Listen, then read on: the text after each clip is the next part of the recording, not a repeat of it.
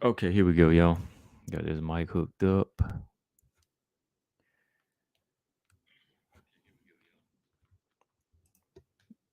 All right. All right. So yeah, we're gonna get started here in a minute. Here we go. Give me like 2 minutes. Get a few more of y'all to come in. And then yeah, we can get this thing rolling.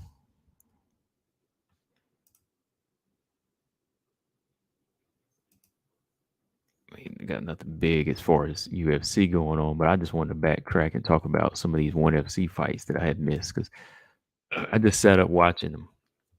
This afternoon I had some time, so I sat down and rewatched these Muay Thai fights. And I want to talk about the what's her name, the Meksen fight. Yeah, Anissa Meksen and Rummet.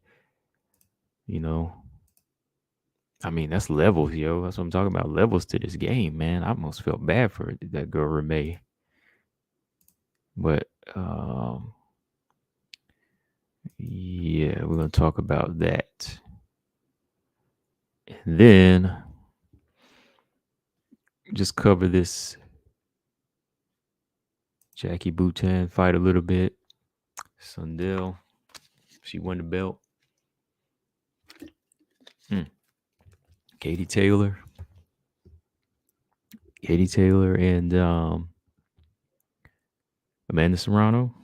Got to talk about that. That's a big fight for boxing, women's boxing. And let's see what else I got. I want to talk about Casey O'Neill. Y'all see the little thing. I'm gonna start putting that there. So yeah, Casey O'Neill. Want to talk about that? She torn her ACL, and Joanna. That's all in there. Yeah, that's all in the banner at the bottom. So yeah, we talking about all of that. Let's see who we got. Marcus, what's going on? London is in the building. Stamina, Australia. MJ, what's up? And Mark Robinson, what's going on, man? Yeah. So yeah, we got a few people in here, So let's talk, man. Yeah, I went back and watched these ONE FC fights, just a couple hours ago, man, and there's levels to the game. I mean, Jackie Buntan, and Sundell, Samio Sundell, their fight was competitive. For the most part, it started off competitive. So I'm not really talking about that fight when I mean levels. I'm talking about this Anissa Meksen and Marie Rummet fight. That was crazy, man. Like, I'm surprised the fight went 3 rounds. Like, just look on her face. But first off, shout out to this young girl here, 17, man. Like, she put the work in and had Jackie on the run. I actually thought Jackie was gonna win the fight. I picked her. When I was pulling this up, I said I ain't watch all of it. I saw a little bit of it the other day, and I was like, I think she's gonna pull it out. But no, man, too much pressure, man. Too much pressure and a good jab, man. That's what I'm talking about. Like power, pressure, jab. Um, this young girl right here, she was just walking Jackie down. I mean, Jackie Bunton started off nice with the jab, back foot fighting, you know, um, having that guard up where she could separate, uh, right hands down the pipe and just fighting, well off the back foot. But the uh the pressure was too much. I don't think she was hitting Sundell with enough pop, not enough pop. So eventually she kept walking her down, landing in body kicks, and just kept the pressure on Jackie. Third round, really turned it up with them elbows, marking her up. I mean, Jackie, good chin, but after that third round, she just really let Sundell like walk her down and just sit down on them shots, man. So I was like, that was a brutal fight. I mean, for 17 years old, man, that girl hits hard. She can walk you down and really put it in. So, hey, shout out to her, man. I mean, she's only going to get better. I mean, she can go up or down, but I mean, at 17, with the approach this girl's taking now, I mean, she can really, really hit a high level because she already fights at high level, fighting these 20 somethings. So yeah. Uh Sleight of Mind, what's going on? He said, we in here. We in here. Uh don't worry. Don't worry, Sleight of Mind. I ain't gonna be going in on Grasso today. I'm just playing. Uh BJ, what's going on? TJ said I'm late. Got caught up in another Isaac Arthur video. Lafayette, what's up? Let's see. Side of Mine said, to be honest, I love the younger. I think the younger fighters like Macy, Maverick, and so on are definitely the future. They're built different, learning quickly, early, taking L's and growing. I think we're beginning to see a new breed, WMMA. I agree, man. I agree with that 100%, man. Because people think, uh, I guess I never really counted Macy out, but like fighters like Macy, Maverick, they'll, as long as they understand the hard work, they ain't going anywhere. Like as long as they don't have any quit in them and they keep evolving, they'll be around. They will. But yeah, shout out to this young fighter. Like I said, young champion, 17 years old. She did her thing. Put the work in on her. Like I said, starting in round 3, just really knotting up Jackie Buntan. Jackie Buntan, like I said, she just needed more power. I think she needed to fight more on the inside, be a little bit more aggressive. Stop letting the tall, long fighter, just smother her like that. Uh, let me see. Are they in the same weight class? Meksen and Sundell, are they in the same weight class though? Because that might be an interesting fight. But let's talk about that real quick, man. Anissa Meksen and Rummet. I don't know what this was. I mean, I I felt kind of bad for Rummet. I mean, I know this is the fight game, but I think I'm softening up a little bit because the beating that Anissa was putting on her, it was vicious. I mean, it could have been even worse, but I think in some ways she might have took her foot off the gas. At the same time, she didn't, because she was still hitting her with everything she had. Round after round. She dropped her a couple times in this fight, and I was just looking at Remay's face, and I know some of y'all asked me what I thought of the fight, so I watched it, and my reaction to Remay taking this beating, man, I was kind of feeling bad for her. I was kind of feeling bad for her because she's about to cry in there.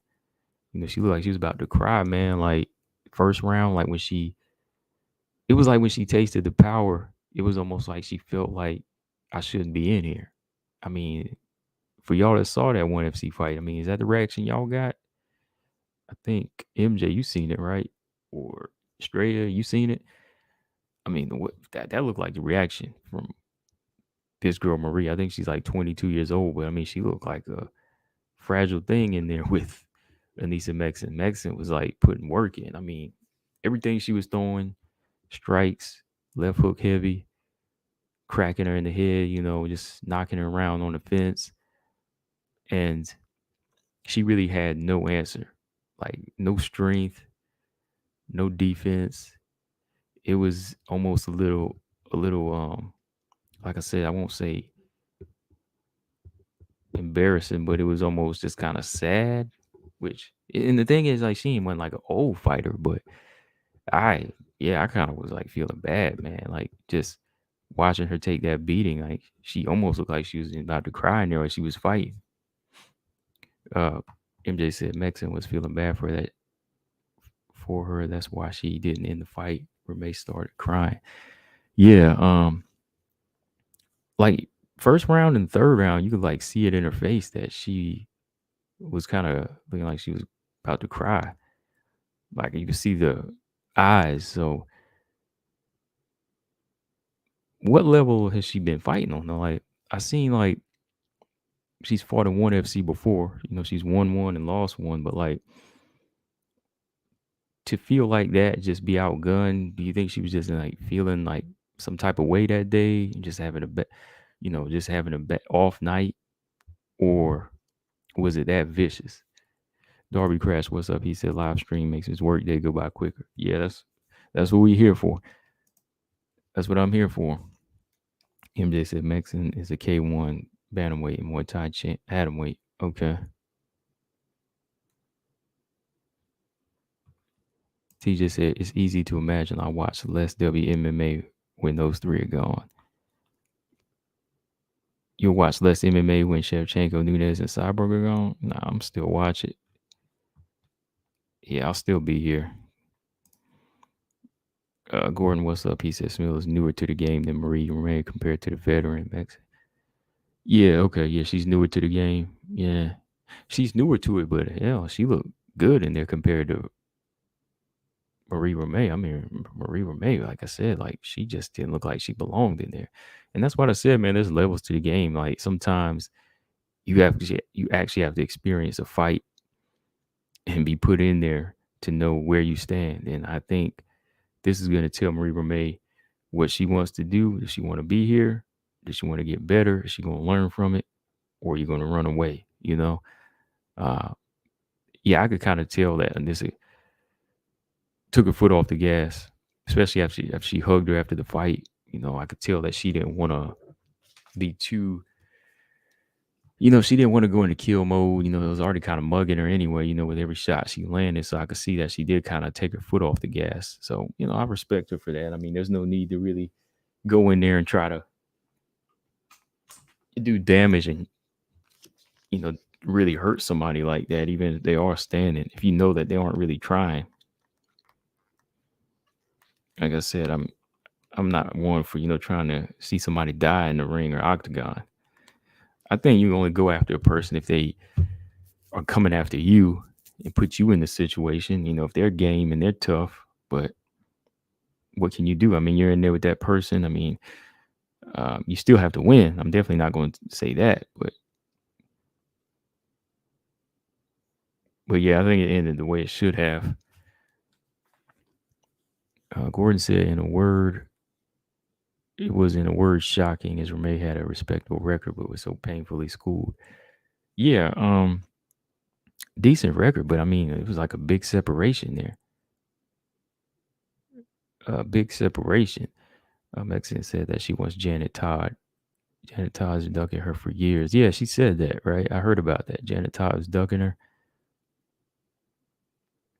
Yeah, and I know Issa's for Beak. I've been watching her transition into MMA. She seems to be doing pretty decent, still growing.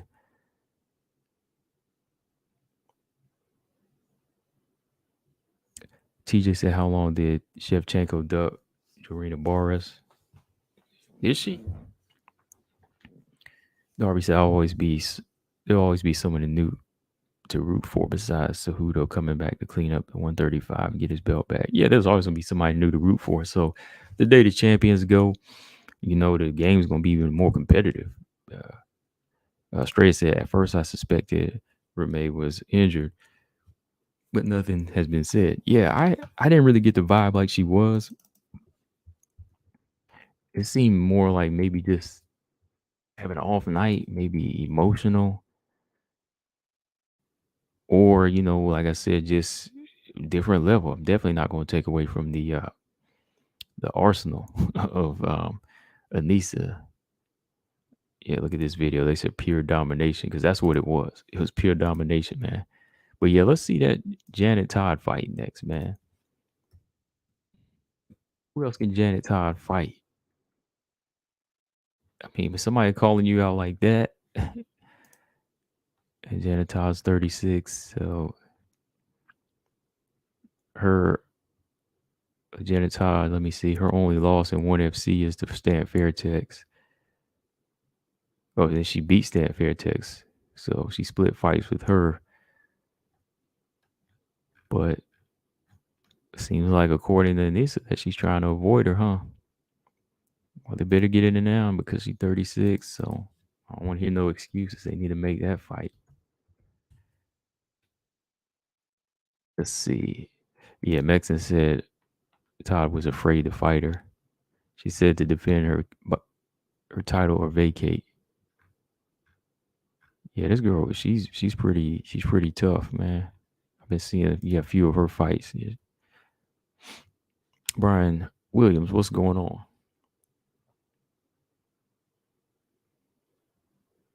Yeah, Meksen is her Valentina's sparring partner, right? So yeah, the work is good there.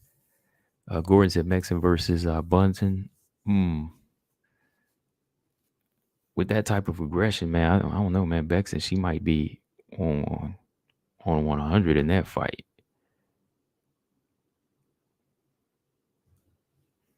Yeah, like that type of training, I think she might be able to beat Buntan. I mean, that was just a big, tall fighter. I mean, yeah, styles make fights, but I don't know, man. Shoot.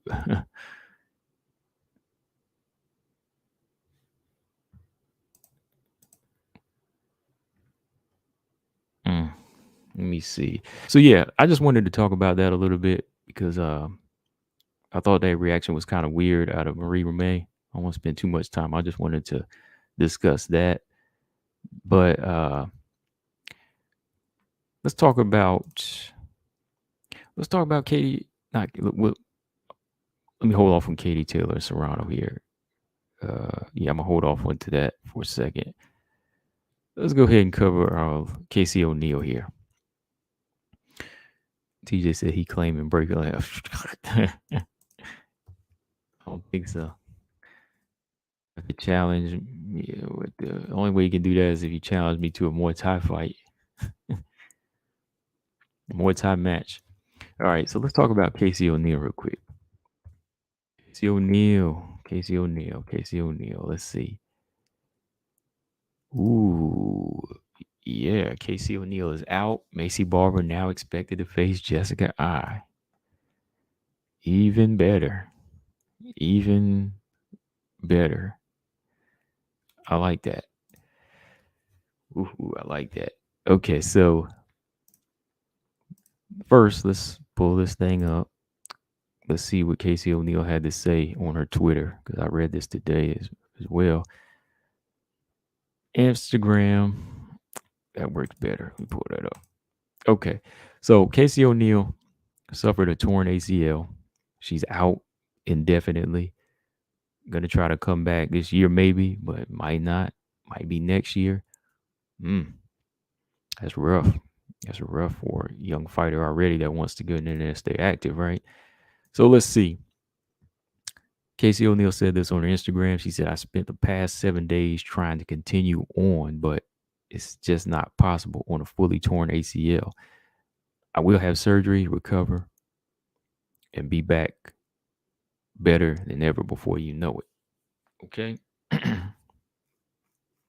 She said, I'm 24 years old, young in this game. I promise I'll be back better than ever. And the king is still coming for the crown or coming for her crown.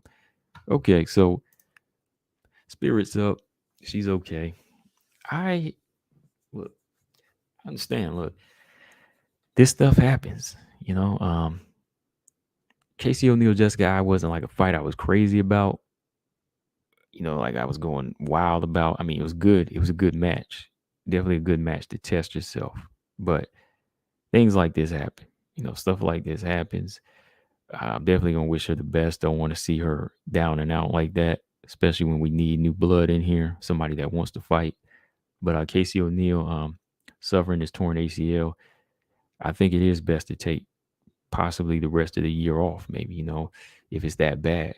Because, she said she tried to work on it, but that could be dangerous, trying to push herself. So, it's best to say, look, we got to take the time off, get the surgery done, and recover. Same as Macy did. She took a year off. So it's a part of the game, man. Everybody knows that's something you can't just play with. It could be career ending if you don't treat it right. So it's best that she does that. So the game's gonna move on without her right now. I mean, yeah, I hate to hear that too. I know people don't think I like Casey O'Neill, but hey, I ain't got no problem with. I mean, like I said, she's adding flair to the division, and she'll be around. Hopefully she'll be around even when the champion retires. Some of these other old heads retire. So still need her. But while she's out, talks are being made. Macy Barber had such an easy night last Saturday. She about to fill in and get Jessica I. You know what? I would kind of like for Manon to backtrack and get that fight since she skipped out on that. What do y'all think? That would be crazy. But this here, I think this is a fight that Macy needs more. Macy needs Jessica more than Manon does. I just would like Manon to get it because, you know, you know, she didn't want it. So let's catch her by surprise while Manon doesn't have a fight. Say surprise. I don't mind fighting down. Grasso don't want it. So I'd be like, hey, all right, let's do this. Let me see. MJ said GDR told Dutch sports journalist that Chenko will beat Henry Cejudo in Muay Thai. She could. She could now. This ain't like it's not just straight up physical, like some type of going back and forth, physical strength type thing. You know what I mean? It's not like that. So Valentina Shevchenko could definitely beat Henry Cejudo in Muay Thai, I think. I don't say that too much about too many women because, I seen how some women go in there and get their lights punched out by some of these men that aren't that big. But I think she could hold her own in there, man. Like, especially if it's something he's not really polished in. And if she can neutralize his power, it's possible. What do you think? I mean, MJ, do you agree with her? I mean, it's possible, man. She rolls with men, she wrestles with men. So Valentina's level of strength, I give her credit to say she could probably do okay in that. Now, I'm not saying she's gonna dominate for sure, but when you do the math, you say, okay, Henry Cejudo, is this really his strong suit? Does he know how to escape a tie clinch if she put it on him? I mean, maybe he could just use his physical strength, him being a man. But if she can like keep it at a distance and be very smart and educated, take away his ability to strike, she could probably not stop him, but connect enough to win a decision on him. Yeah, MJ. I remember that fight. See, the one that Lucio Riker fought, she didn't have no business being in there with that guy. You know what I mean?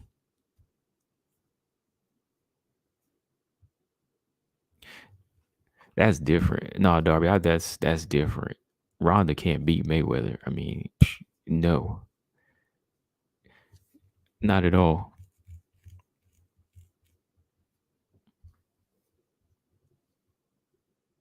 No, that's like Ronda, that's different. Yeah, Mayweather definitely would whoop her, man. That's to me, that's kind of different.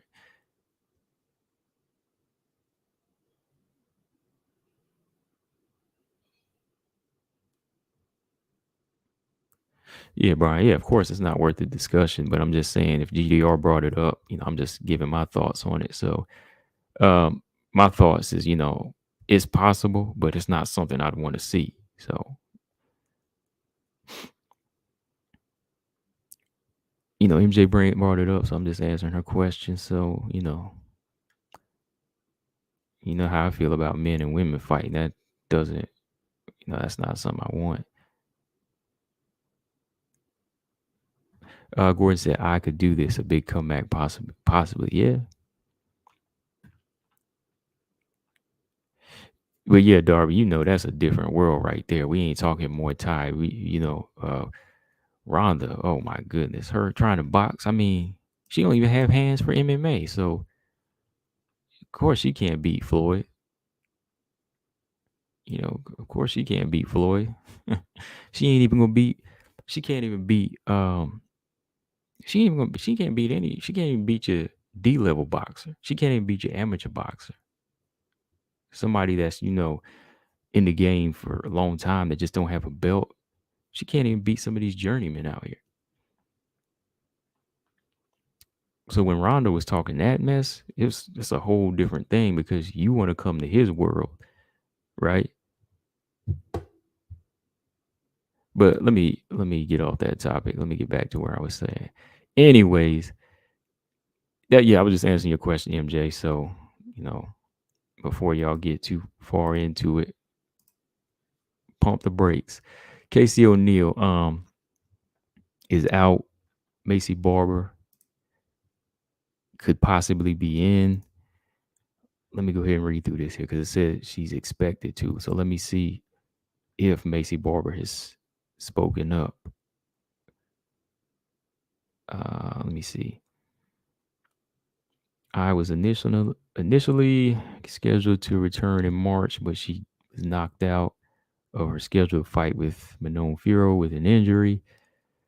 Ohio native will now return in July against Barber.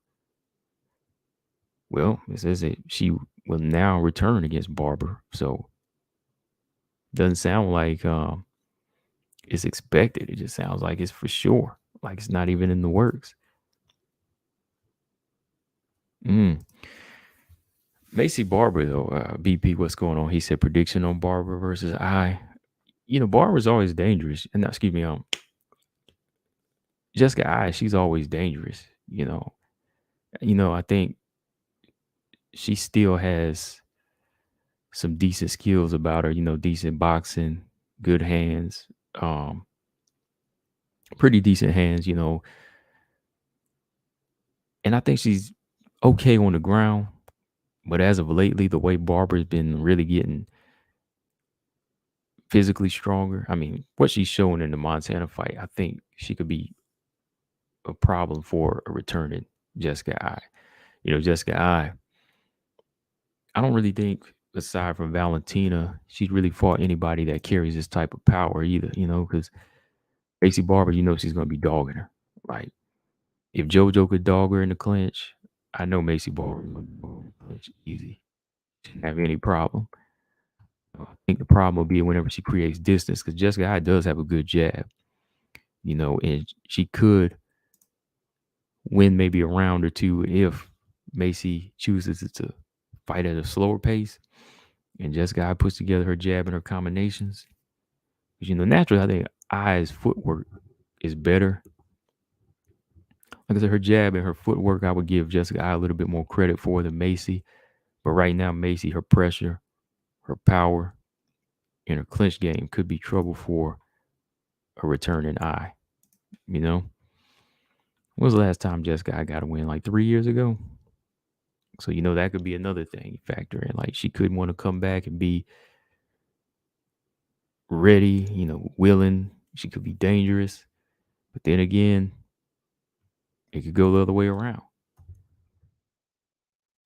But it's a good fight for Macy as far as growing. It's good because she can grow off of it. She can definitely grow off of this fight. It's definitely a fight where she can get more experience, like it was for Casey O'Neill. Go in there against, someone who's been in there with a lot of different styles, can be tricky. Has a win over Caitlin Kagan, has a win over Vivian Araujo. So, which she had, that was like 2.5 years ago. But she definitely, has some things that can build Macy Barber. Macy Barber can grow off of this fight. Now, for Jessica I, boy, this could be it for her. This could be a fight where she gets cut. Let me see. Calvillo, JoJo, Maya. That's 3 in a row. This could be number 4. And again, she hasn't scored a win since 2019 against Vivian Araujo. So for her, it could be it could be a fight that could end her UFC career. For Barber, it's a good stay busy fight. It's a good stay busy fight to grow off of. Higher level than Montana, but just enough level to maybe push her up a couple of notches, but not rush her like she has been doing. So I can understand why she's taking it, because a few days ago, during the post-fight, she said that she's not really in a rush to go for the belt right now because she's still young. She wants to grow and just enjoy the journey now, because before she was like, oh, I want to be the youngest champion, this and that. So it's wise for her to take these type of fights. The other day we were talking about that, right? What's next for her? I said JoJo, but yeah, apparently, that could be too rough for her. Why not take what just opens up on a short notice? Because if you're ready, you're ready. Go ahead and get it, get the experience. Because everybody around is taking right now. Because right now, Macy Barber is 14. When she hired last week? Oh yeah, that's right. They dropped. So Macy Barber. Wait, they still haven't updated the rankings on this page. Because Jessica I is 12. So yeah, she should definitely want that fight. That's going to push her closer to top 10, but not put her in the top 10. you know, she get pushed into the top 10 again, might be a little too soon. Yeah, they take forever to upload the new rankings to this site, man. What's going on? What is up? TJ said Barber will lose the eye. Okay. Darby said eye is horrible. Barber's gonna embarrass her. Well, I won't see horrible. She did get some victories. I mean, some close victories. So we can't count her out. A slow growth is needed for Macy Barber, though. I think there are like 20 people in here. Y'all do that. I know some of y'all already did. The ones that did, y'all ain't got to say nothing to me. Like 20 people, 8 likes. So more than 8 people in the chat. So yeah, do that for me, and maybe you'll get a notification, Jamin. He said no notifications. I guess yeah. People have to hit like, and then that helps. More people hit like, it'll help. Like if you got 20 people, if all 20 of you like it, it'll definitely help. Yeah, I know MJ, you did. I appreciate that. So if you did, you good. You in the clear. But if you don't get a notification, yeah, you know why. Stamina said, I did not escape a crucifix on account of anything she did. Shevchenko went for a Kimura while she was in position, overcommitted. The clock would have run out otherwise. Oh, something y'all talking about. Oh, about Jessica. And yeah. Okay, so anyways, TJ said JoJo's still recovering from that last beatdown. She ain't taking a fight till November 2024. It might be time to go if you wait that long. But you know what? This one's probably better for her though. For Macy, like I said, Jessica I is better because it is about her growing at this point. I mean, there's a chance that she can hit top 10 again. I'm gonna be careful. I almost said top 5. Jessica I is a good fight to build off of for her. I think Jessica I will bring a few moments, but uh, we'll see though. We'll see what Jessica I comes in there. But I don't know, man. Like that defense of Jessica I is just not on point sometimes. And if Calvillo could like maul her on the ground, shoot.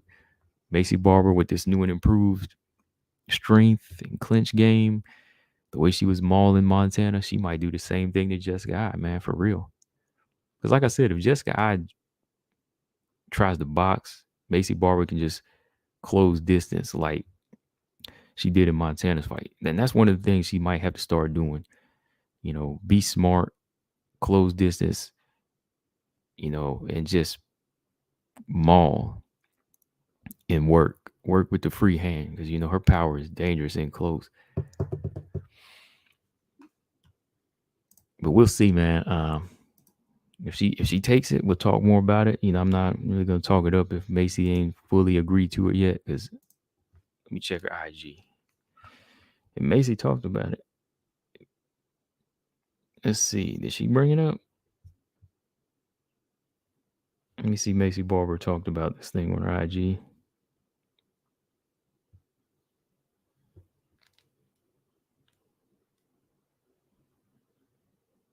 Well, she's back in camp. An hour ago, Macy Barber just posted a picture of her back in camp.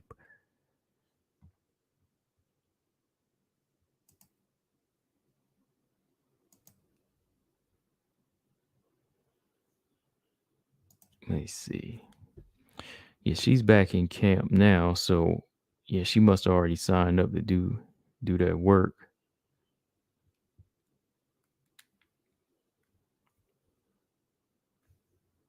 Let me see who else. Who else can I check? Yeah, UFC. You know, UFC's news alert. They'll post it when it's ready. So we know for sure that Jessica Eye, she's out. Jessica Eye is definitely out of the fight. She's definitely out of the fight. Well, not Jessica Eye. Excuse me. Casey O'Neill. We know Casey O'Neill is out, but it's still not 100% that Macy's in. I mean, she's back to training. She's in camp. So that's a good thing. So she'll be back in July, hopefully. Darby said Barbara's going to knock Eye out, and I'll be doing cartwheels. She definitely got the power to do it. She'll stop her, man. Because I like the same stuff JoJo is hitting her with. I think Barbara can hit her with that. And like I said, if she clinches up with her, yeah, it'll be dangerous, man. I might be pinned up. But let's see if I makes weight too. Like, let's see if I tries to come in there a little bit bigger. Like, she missed weight a couple times, right? Some of her 125 fights. I know she did. But we'll see, man. Hopefully, Casey O'Neill has a full recovery. Definitely wishing her a full recovery because I still want to see her get back in there. And I want to see her improve, man. I just want to see her improve and make her way up the top 10. And it's funny talk because some people like her, some people hate her, So it's always makes for an interesting fight game when you got them type of personalities that people just either love or they hate them. Straya says Dern's calling out Jan too. Told y'all these two would do that to avoid Andrade. Yeah, we talked about that yesterday. I was talking about that yesterday, Straya. Yeah, she sure did, man. She called out Jan Zanon, man. She wanted the number 5. But she didn't know the rank has been updated, so you know who number 5 is now. Jessica Andrade. And some people are scared for her. Some people are scared. Some people don't want her to fight Andrade. I do. Dern Andrade is a good fight. All right, so let's move on here. Zama said I has boxing advantage. She does. But what happens when Barbara wants to run up in there and clinch up? She could win a decision there, just by beating her on the inside.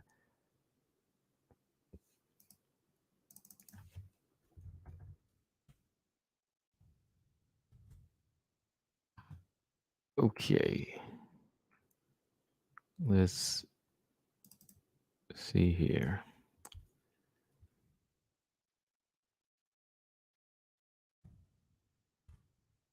Where is it? There it is. Okay. All right. Yes, it's not going to be an easy fight now. It's not going to be an easy fight. That's why I said it's a necessary fight so she can grow, so Barbara can learn. Because I don't know. I think Jessica I could beat Montana De La Rosa, and you know how that goes. Like, I know those are two different fighters, but I think Jessica I, she could beat her.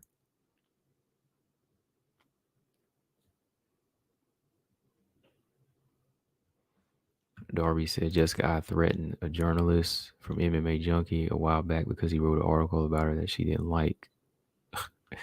He said she's horrible. Like, what was the article about? Like, what did he say something negative, or like did she just not like how he said talk about her getting knocked out or something? I mean, hey, you can't get mad at that if you get knocked out, right?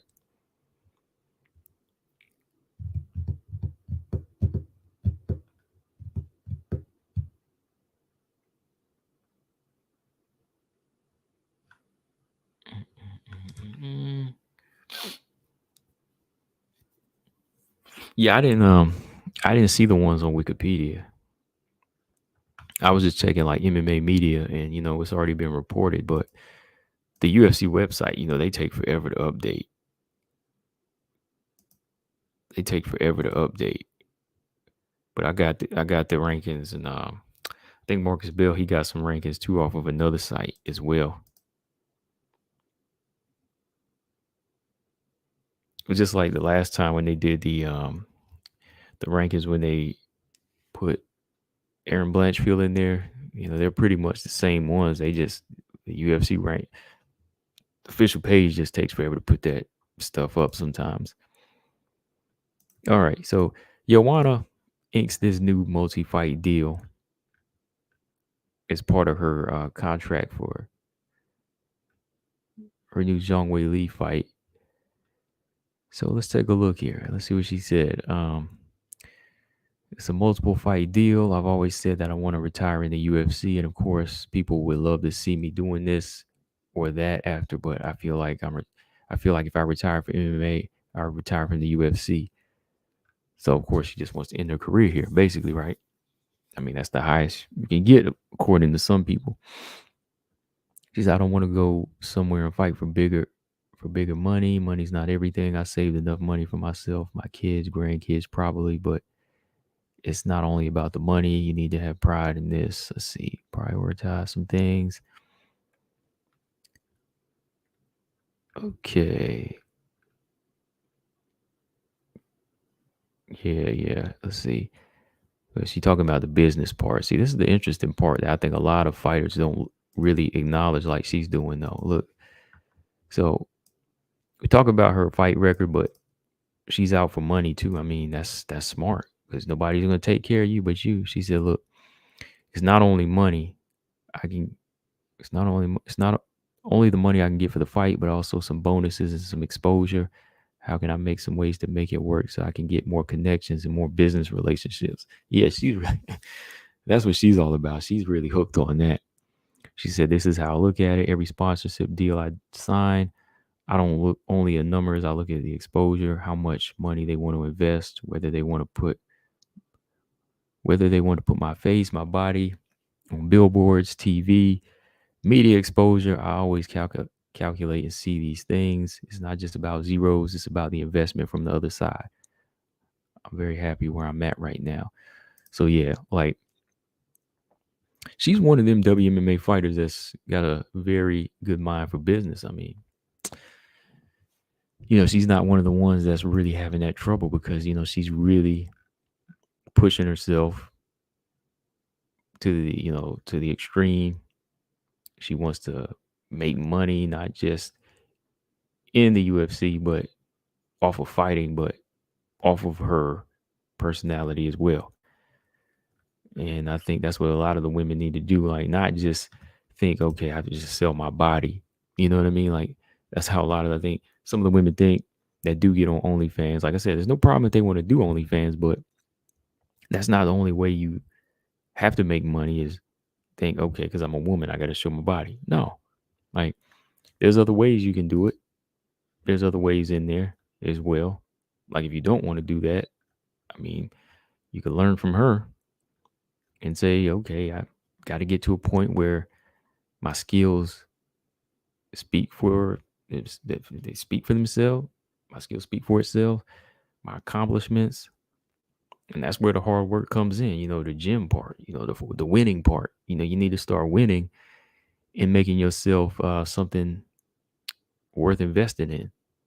So Joanna has a good relationship where she can take 2 years off. Because she built her brand. She built her skills. Went on a nice win streak. Has some nice relationships with other businesses. So stuff that doesn't cut into the UFC contract, whatever her contract was negotiated. See, that's what's happening with Francis Ngannou right now. You know what I mean? Like, it's like some people say, like, you can't sign a contract and then get mad. You have to understand what you're signing first. That's what I say when people sign up for something, they sign their soul and then they get mad with what they get dealt. You're like, you signed it, right? You be like, you signed it. And that's where it is. Okay, we can say Dana, it may be underpaying these fighters, but before you start complaining, read that contract first. Read that contract first. Like really, really read the contract. I think that's what happens with a lot of artists back in the day. Like musicians, they just so quick to sign a contract because they want the exposure and they want to be popular, but then they don't get the money and the respect or the money and everything that a fighter's supposed to get. You know, so she seems to be fine with hers. So with the contract that she signed, though, like I said, apparently she said it's a multiple fight deal. Then one site said it's 6. She just said multiple fight. Well, let me see. The article said she synced, she inked a new 6-fight deal with the UFC. She just said multiple fights, so I'm gonna assume it's 6, like the one Holly had signed a while back, right? Let's play it a little bit. Hold on, play this. Let's see what she says.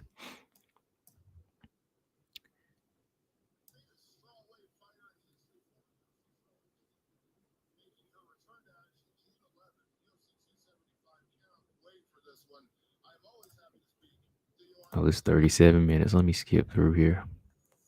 No, I don't feel like playing all of that. Let's see. MJ said Joanna is in the Dutch BMW commercial. She also does cooking for TV and a model for Adidas. I thought it was Puma. She does Puma. She does Puma and Adidas. Because I thought it was Adidas. Ulysses said Andrade has more chances of winning the belt than JJ.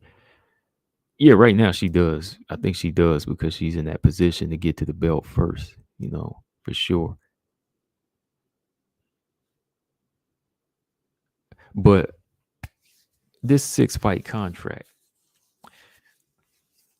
Let's talk about who could possibly be some names on this contract because she just signed a 6-fight deal. So not all 6 of these fights are going to be title shots. So I'm sure she knows that she's going to be fighting other fighters like other contenders. You know, I wonder if she has it set up like if she loses a title shot, then she has to fight one contender, title shot, contender, title shot. Is that how she has it? Because to me, if she got 6 on there, she might have to be fighting 2 in a row, maybe. After she fights Wei, if she beats Wei, win or lose, she gonna have to fight Marina. If Carla loses the road, she might have to fight Carla again. Because 6 fights that's a big contract. Even for her, it is because she's just been out for so long, and the way she negotiates and the way she thinks of herself is like I don't see her taking like maybe but 1 or 2 contender fights out of her 6-fight contract. That's the type of person she is, right? So more so, the question should be how many of these fights on her contract are going to be title shots? That's the question. How many are going to be title shots? Because the first one is non-title. Whaley is non-title. Do you think she can get that title shot right away in her next fight? I wonder how she negotiated that. I wonder if it's in her contract to say I'm due at least 3 title shots in this contract.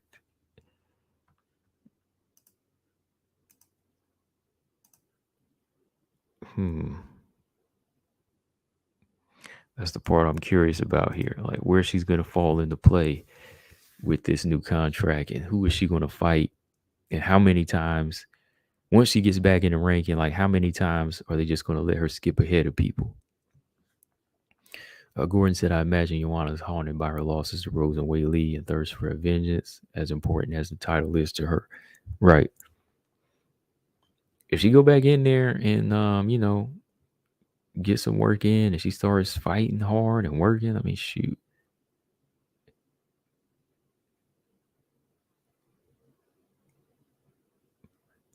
Let's see here.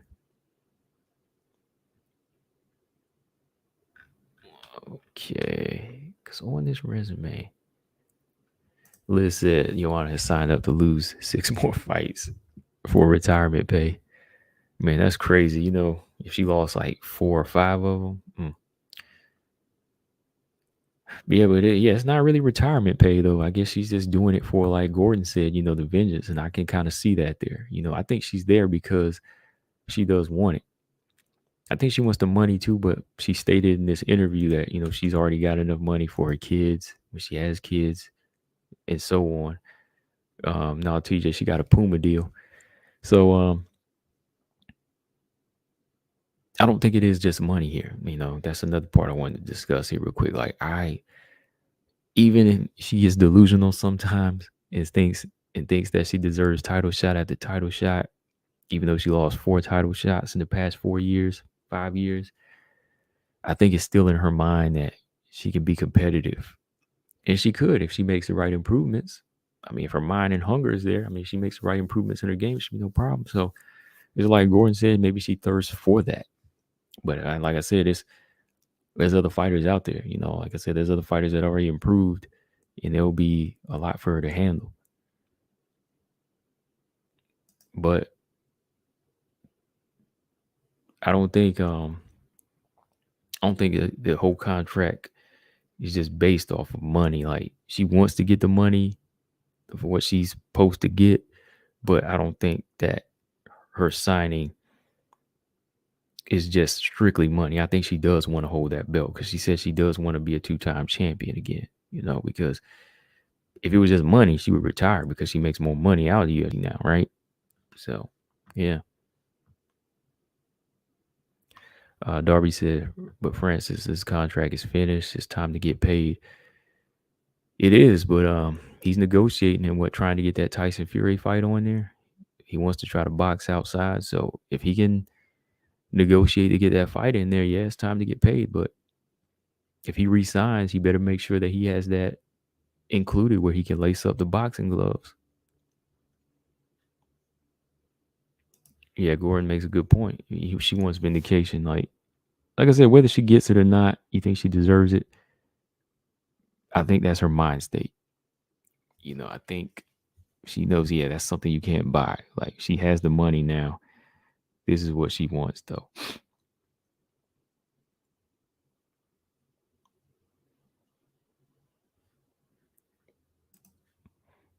But I'm curious as to see how many of these are going to be title shots, though. How many are going to be title shots on this contract?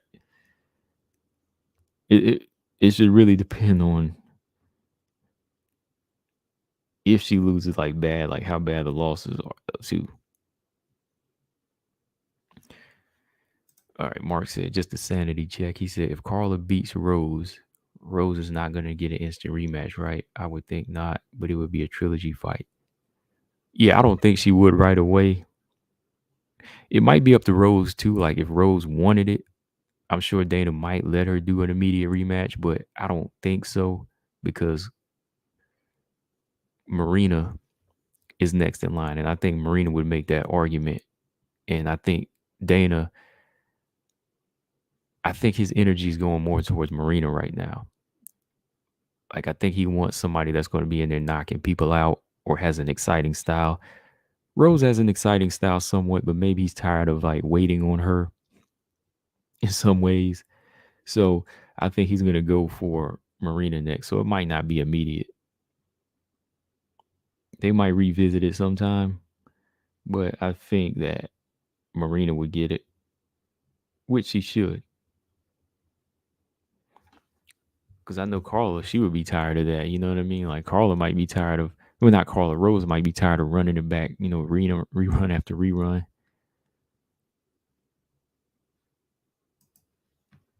Gordon said, I'm not even a big fan of Joanna, but I love watching her at best and giving her all. I welcome her, even trilogy with Rose, Whaley, and Jessica. Yeah, I out of those 3, I definitely want to see the I want to see the Whaley Joanna rematch for sure, but I'd like to see if Andrade has stepped her game up, if she can beat her. Gabrielle says she probably fights Marina, Carla, Andrade, maybe Dern and Whaley for a trilogy if it goes decision and Rose. Okay, yeah. That's a pretty good lineup you got there. Yeah. Yeah, because that's why I was wondering, like, who would be on that contract? Okay, you got Marina, Carla, Andrade, Dern, Whaley, and Rose. Or like if she beats Whaley, maybe a third fight with Whaley. If like Rose falls out of there, something like that, or it has no interest in it. Like she could fight Marina, Carla, Andrade, Dern, and wind up fighting Whaley 2 times or something.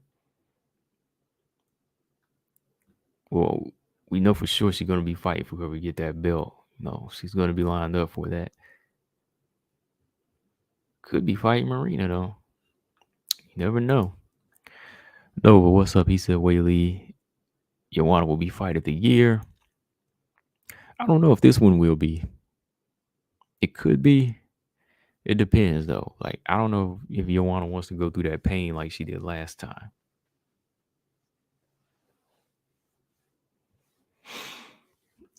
Yeah, TJ. Yeah, me personally, I don't really care if the fight is like a barn burner this time. If it turns out to be more technical, I'd be happy.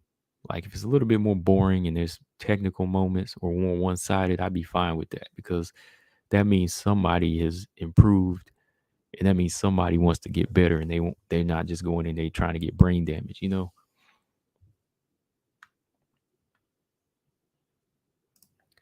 Zama said, I think Marina's in for an eliminator. Both Andrade and winner of Joanna will have way more hype.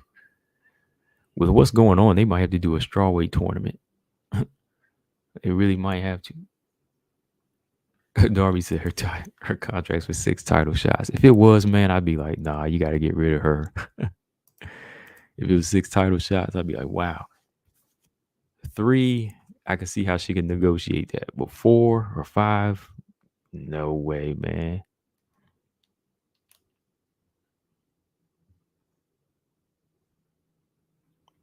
I'd be like, no way.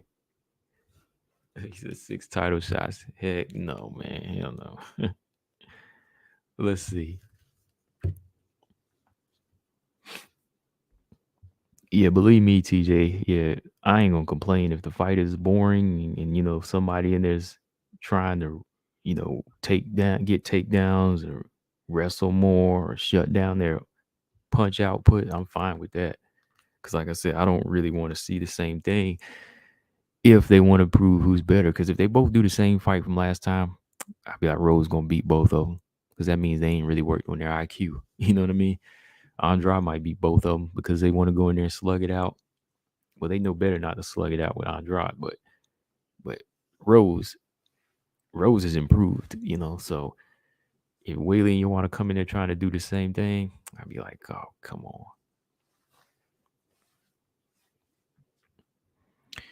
Okay, so contract for TJ, he thinks it's going to be 4 title shots and 2 title eliminators. I think it might be 3 and 3. It might be like 3 and 3, something like that.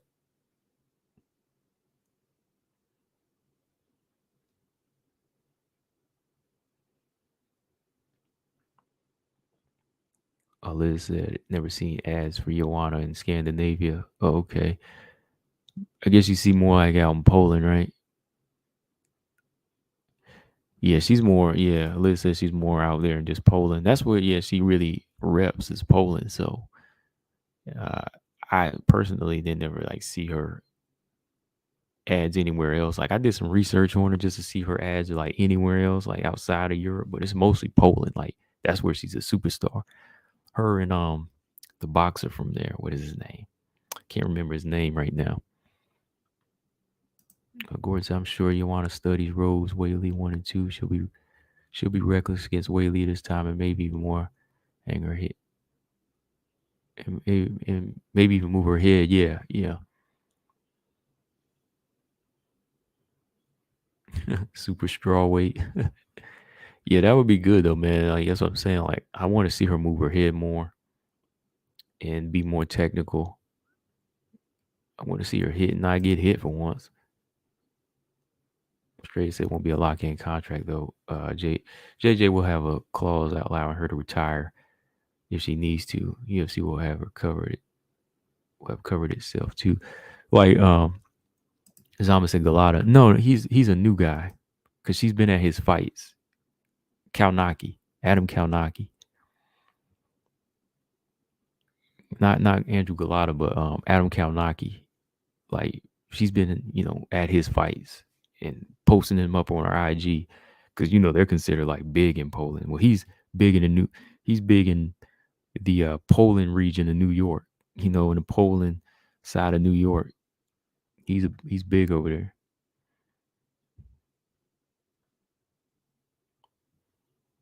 Yeah, they seem to be a big thing over there. Stamina said he's got a gig in Poland. He's gonna be on the lookout for JJ.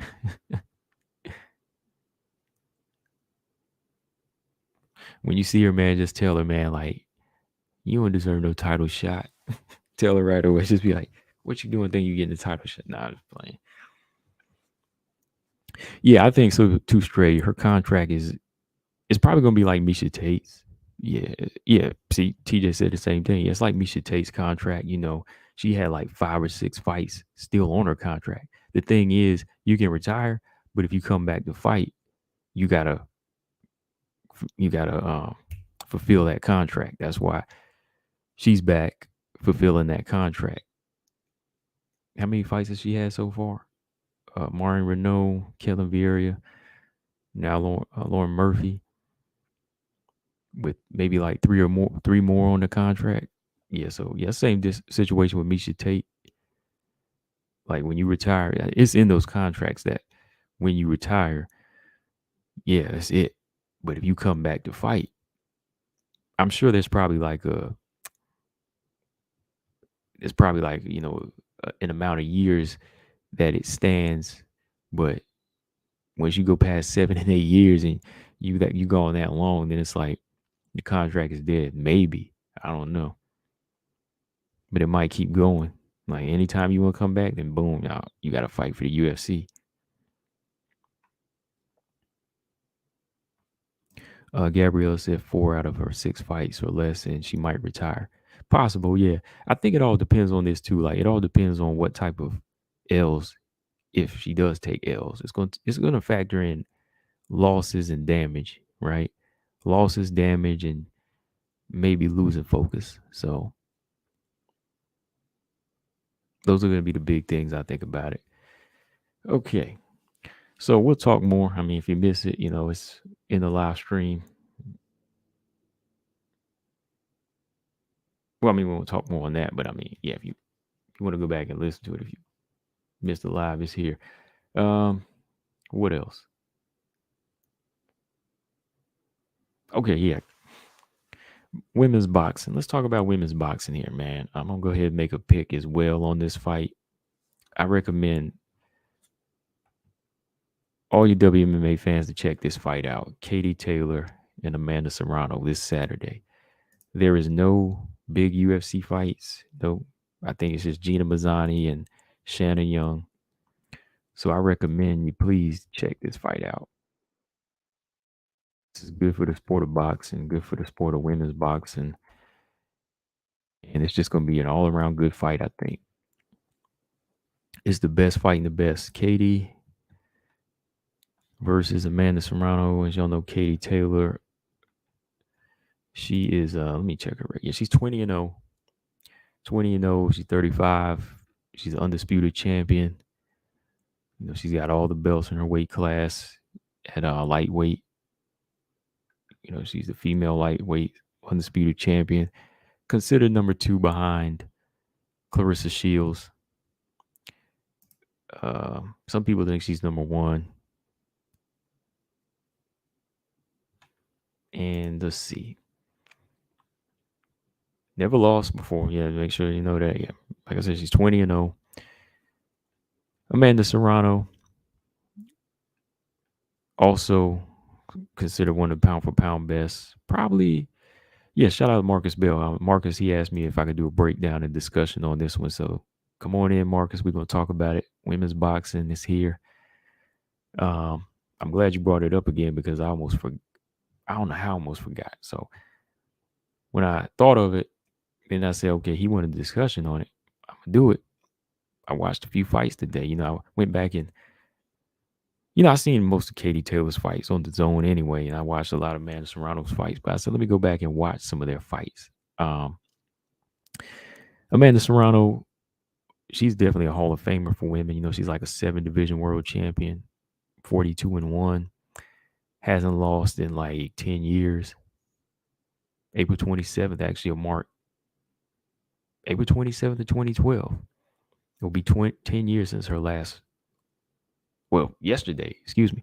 Yesterday marked 10 years since her getting her first and only loss.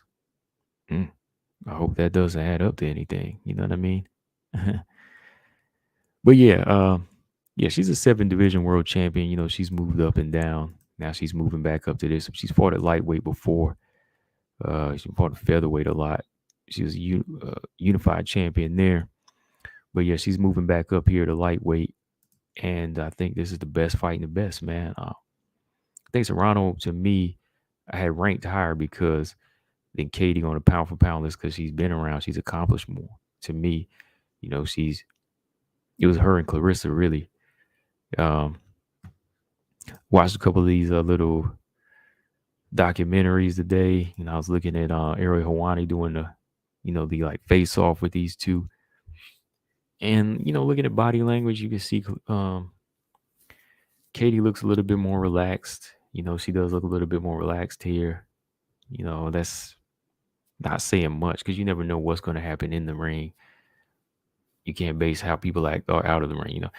I think Amanda looks a little bit more, I won't say too excited, or she just seemed a little bit more upbeat, but a little bit nervous. And that was probably just because of the cameras on them. They never been fighting at this level before. This is the first time, she really had a big backing, with, what's his name? Jake Paul? Yeah. Logan Paul, one of them brothers. With him being her promoter, he's really pushed her to a high level here. I don't really care for him, but I mean, she wanted promotion. She needed the money in the back end, so he was there for her. So, it is what it is. But Amanda Serrano being at this level, I think it's kind of new. So, I think she's still just kind of breaking the ice on that. But when it gets in the ring, this fight is close, man. I really do think it is close. Just kind of going back and doing my research here. I know a lot of people favor Katie because this is her division. And, she's never lost before. They'll say her competition was a little better. I don't know, though. Competition is about the same. I mean, out of the 40 fights that Serrano's fought, there's some tough fighters in there. But then I look at Katie Taylor. She might have a few more in there because, like, Delphine Persoon, in my opinion, Delphine Persoon, she did beat Katie that first time. Second time, Katie did beat her, though. But Delphine Persoon did beat Katie, in my opinion, that first time they fought. And there's a few fighters on Katie's resume that some people did think it beat her, man. Like Delphine Persoon and I think it was Christina. I think she goes by Medusa on IG, Christina Medusa, something like that. So there've been a few tough fights in there. So she's been fighting some, rough, rugged fighters in there. Thing about Katie, she doesn't really pack too much power. She's more IQ and speed and volume, kind of like Caitlin Chikagan. You know what I mean? She's in and out. She ties up more. She's not really an inside fighter. MJ said Katie and Amanda are not the only female boxers on that card. Oh, yeah, I know. But this is the big one. This is the big fight. What's her name is on there? Good gosh, what's her name? Goes by HH Diva. What is her name? HH Diva on IG. She's on the card as well. And then there's a lower level fight with some up and comers.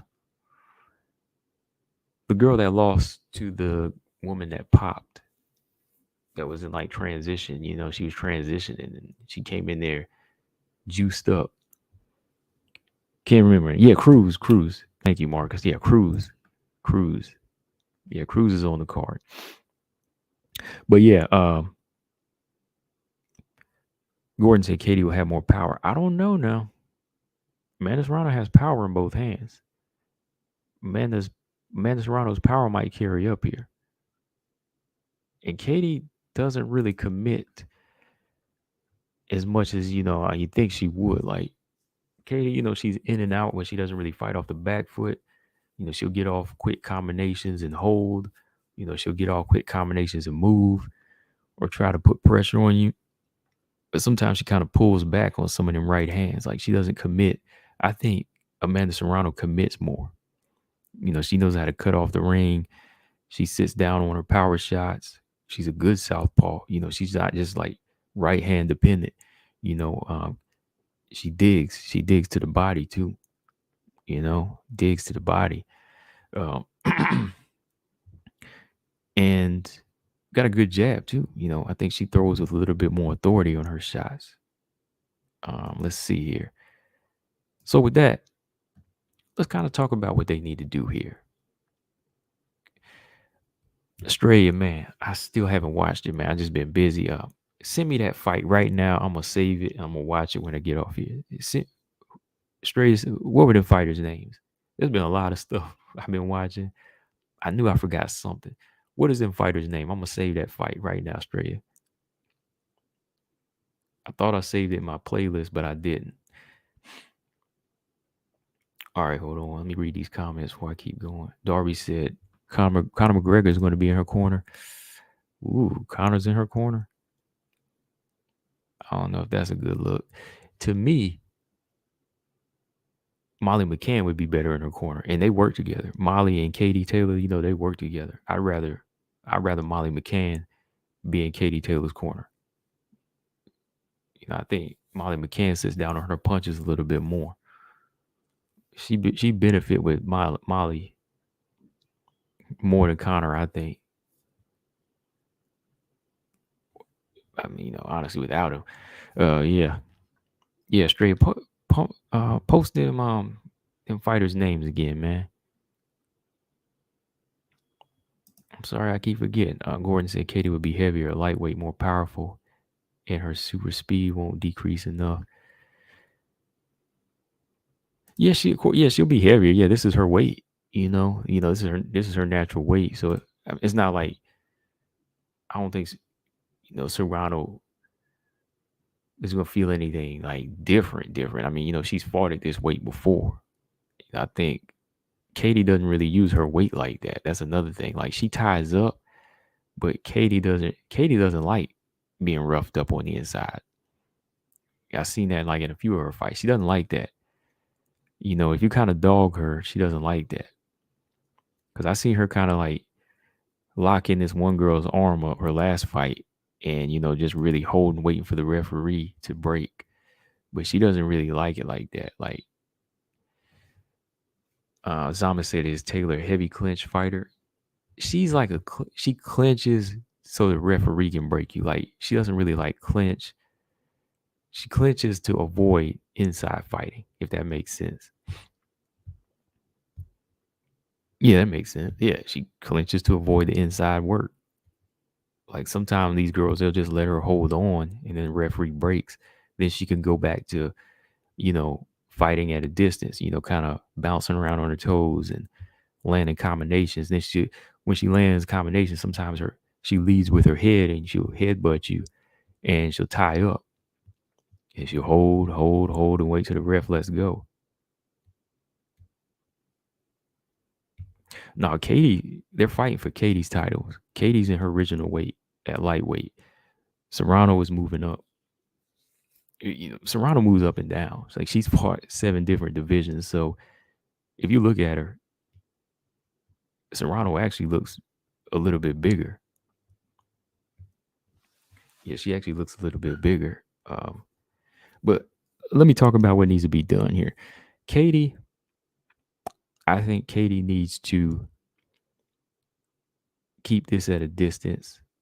This has to be a fight where she keeps it at a distance, uh, with her jab. Pump it out, and don't be.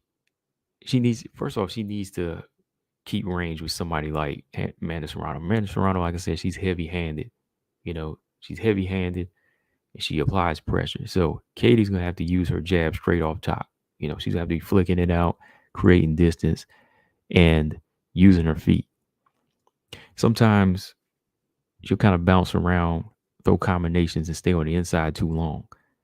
She stays on there too long. So this has to be a boxing match where I think she has to cut down on the work rate the first few rounds, because if she comes in there throwing combinations, Serrano fights at this high pace as well. She'll get caught with something. So I think Katie has to kind of feel out, even though, remember, these are 2-minute rounds. Katie's gonna have to kind of take it down a bit, because sometimes Katie, she can get a little gas too. Like, I give her a lot of credit because she's been through some rough fights, but Katie, sometimes she can get a little roughed up on the inside, but she hasn't faded fully, so she does have a good gas tank. But I think being in there with Amanda, who applies pressure and who will go to the body, which I'll talk about with Serrano here in a minute, Katie could set herself up really getting hurt in there early. So I think she has to kind of take a few rounds to feel out, work off her jab, land her right hand, and be quick to pull out. Don't go in there on like trying to clinch up, because I think Amanda Serrano, she's gonna be strong at this weight to me.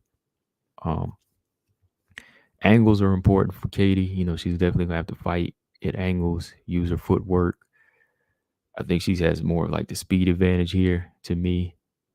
She definitely can be elusive when she wants to. Sometimes she can take punches, one too many, but when she kind of starts getting into that slip mode, it kind of throws fighters off and they want to headhunt. Like, for some reason, when she makes you miss, fighters still want to headhunt.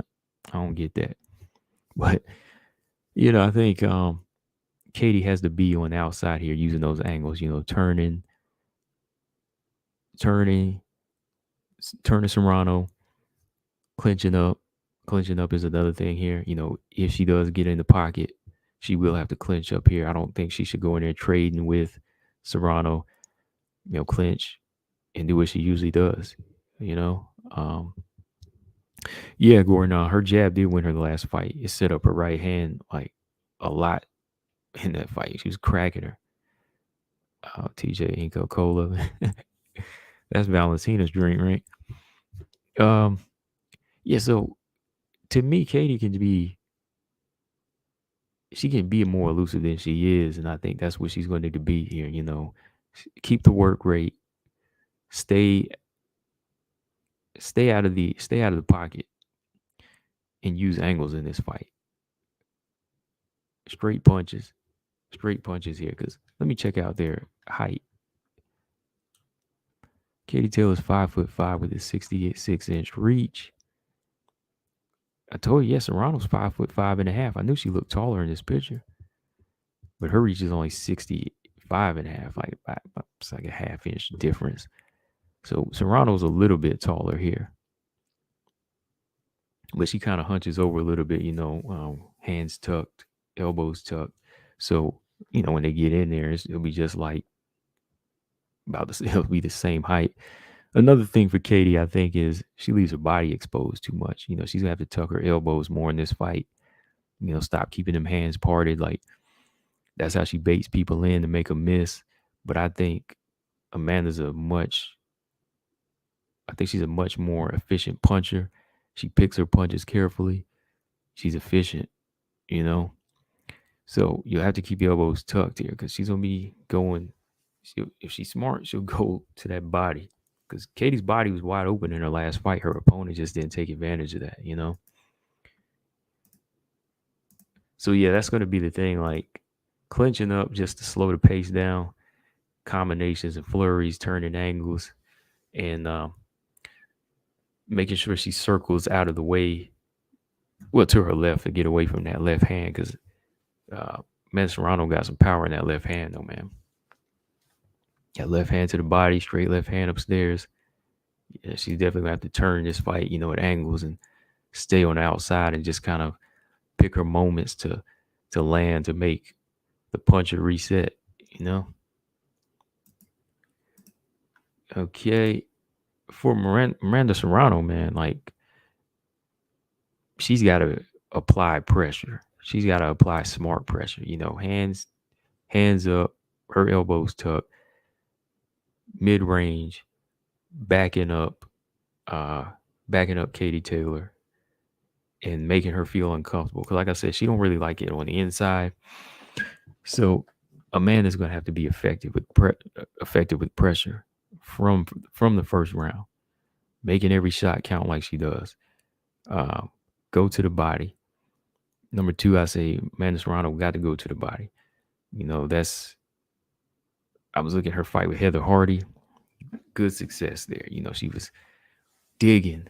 She was digging with that left hand and digging with the right hand, throwing those 1-2s, good hooks to the body, going back upstairs. It was opening up shots upstairs. It's like I said, Katie can be slick. She can get hit, but she can be slick in there and moving her head. And some fighters, they get frustrated. But I'm like, why not just go to the body? They just ignore it. So Amanda Serrano developing a good body attack in this fight is very important. Take her legs away. I think the faster fighter here is Katie. She's going to want to move. She's the boxer. So you got to work her body and break her down. Break the body down. She'll become stationary. And that's where you can get that work in on the inside. So from there, when she worked that body with combinations, I think Amanda is going to have to get dirty in here, man. That's where she's going to have to start initiating her own tie-ups, her own clinches, putting the forearm in her neck, one arm, the forearm, then coming back with the left hand to the head, like how Delphine did, rough her up, make it physical. Like I said, I think even though this is her weight for the most part, Amanda, I think she's just as strong and she's just as rough. I think she's just as rough in there. So you got to make it ugly. Like Katie likes to be technical. She's very technical, very good skills. But when you start to initiate these rough tactics with her, she don't like it. She really don't like these rough tactics. So Serrano, I seen her get rough in there. She gets rugged. She'll throw combinations. Like I said, I think Serrano's like one of the best punchers she's faced. Like she not just like power puncher, but I think Serrano really throws nice punches, like her hooks, combinations, her jab. This is going to be something that Katie's never seen before. So if she can keep it on the inside and really dig to her body, and even like I said, tie her up and, really rub the forearms in, the head, dog fight, it'll kind of take her out of her game. Delphine Pursoon, like I said, she took her out of her game. She was taking her out of her game in some of them later rounds, and Katie was like, "Whoa, what's going on here?" Right? Last fight, she would more so clinch, just to hold and slow her opponent down to keep those power punches from coming. But she's not really going to be in there digging. Her last opponent in that 10th round against Katie Taylor started digging at Katie's body. Katie tried to come back with combinations, but still that girl was digging. I know one of the things, sometimes Serrano, she can do a little bit more chasing. Serrano, she can do some chasing in there. So chasing's not smart. She's gonna have to be cutting this octagon off. I know I've seen more in her later fights with Heather Hardy. She started cutting her off, but I'm not sure if Serrano can deal with this type of footwork. That's one thing I can admit for sure. I don't know if she's seen this type of footwork, this type of movement, like somebody that will set the pace of being in and out like this, and then taking one step back just to make you miss by an inch, and then she leaps in and lands a 1-2. Because Katie fights at that 2-minute pace. That's why Katie didn't want that 3-minute. She didn't want a 3-minute fight. She didn't want 3-minute rounds. Amanda Serrano suggested 3-minute rounds, but I think Katie turned it down because her pacing is for 2 minutes. So that's one thing that Amanda, she can't get caught in, just chasing her around and letting her opponent get off on her, letting her get combinations on. Lolita, what's going on? She said she wanted an Amanda action figure. Zalman says so. Serrano's explosive blitzer, and Taylor's a poor man's Kagan. No, Katie Taylor doesn't have a lot of pop, but she's a good technical fighter. And Serrano's not an explosive blitzer. She's a puncher, but she's like a boxer puncher. You know, she will stalk forward more so and put pressure like a pressure fighter. Not really like a wild blitzer though, man. But yeah, Serrano, man, body is very important, man. You gotta attack Katie's body. You know, body is there. Like sometimes, you know, like I said, she's hard to hit upstairs, but the body's there. Some of these fighters in the past just ignore her body. You know, Serrano's got a jab to it, hook, pin her up, man. Let's see, you got Genesis in here. What's going on, Genesis? I see a very competitive fight, and 2-minute rounds is really gonna make it. I would say 2-minute rounds might make it a little more difficult for Serrano, especially with the judges. Like Katie's gonna want to be in and out, landing flurries, and anything that lands in combinations. You know, any of her sequences land, she can steal the round and then try to hold and buy time. You know, so she knows that her style is kind of built for 2 minutes. So that's what's going to make it a rough fight for Serrano to win on the cards, I think. You know, the first couple rounds might be a little bit respectful, but I can see Katie going in there,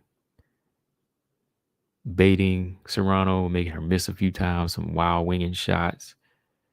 And, you know, when you swing them wild shots and she makes you miss, she'll come back with like a quick flurry. You know, I can see her going in there and come back with like a quick flurry. Because like I said, that's what she does to you know, pile up points. She's a point fighter. Not necessarily like Chikeg and Jamin, but she is a point fighter. Whereas if Serrano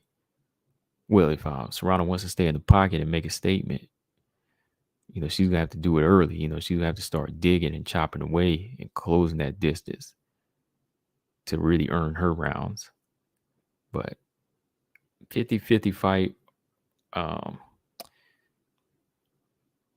it might be just the competition level, but I was just looking at some of Serrano's fights and like the punch placement for who she's been fighting. I'm more impressed with her punches and how she pressures fighters in her boxing a little bit more. I'm a little bit more impressed with Serrano's in her body attack. I mean, Katie's good too, you know, definitely. You know, she's beat a lot of fighters on decisions. You know, she's definitely got the style for that. So I think Katie might be in it for the first half, but I think eventually Amanda, you know, she will continue to catch her with maybe 2-punch sequences and get a little bit more stationary. And I think Amanda might pick up steam in the later rounds as long as she doesn't let Katie initiate the clinch. It has to be on her to make it a clinch if she wants, so she can fight on the inside, so she can dog her out on the ropes. Dog her on the ropes. That's another thing that Serrano would have to do to slow her down. Gordon said Amanda needs to avoid being held. Katie will clinch when attacked inside like Ali and many fighters to stop the combinations. Exactly. Yeah. Because she does it. Like she'll grab that one arm and she'll clinch it on the side the referee can't see. And she'll be holding you, man. You be getting frustrated. You know, so while she holding that arm, wait for the referee to break, and then she go right back to, you know, landing her combinations, outpointing you. So that could happen the first half. So to avoid that, Serrano got to stay in the chest, man. Like timing, she's got to use her timing. You know, whenever that combination flurry comes in for Katie, she got to come up with that uppercut. Sometimes Katie Taylor's head is right there to be hit. Like when she comes in, because she headbutted one girl, she came in, chin was wide open. You know, Serrano's gonna have to, like, you know, dip low like James Toney come up with a right uppercut just as she steps in. Or slam them jabs to the body. Then that elbows go down. She tries stepping in with them hands low, catch her with an uppercut. Because the hands are always at Katie's side too. Like she will drop her hands when she started getting into a groove. And I know Katie did beat Amanda's other, her sister, but I don't think her sister Cindy Serrano is on that same level as Katie, or is Amanda Serrano. There's a big difference between them.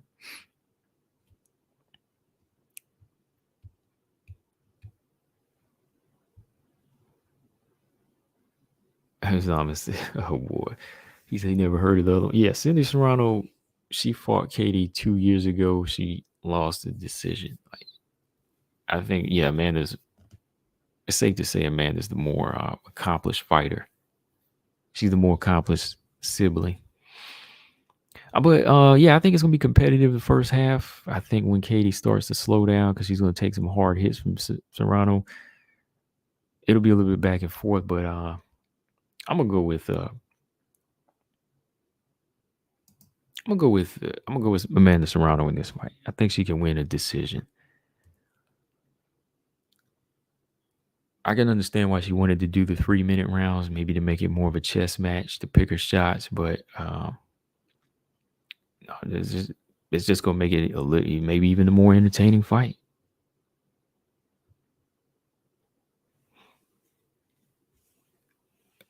Oh, there we go. It's just gonna make it even a more entertaining fight, man. I'm gonna go with Serrano though.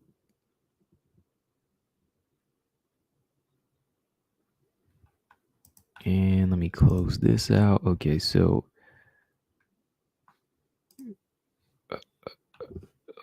let me see Genesis. Oh, I didn't see that comment. I just saw it on my YouTube. Well, YouTube. She said Amanda beat Heather. Yeah, she did. Yeah, Amanda beat her down. Yeah. Amanda was. I just watched that fight again. Amanda was tearing that body up.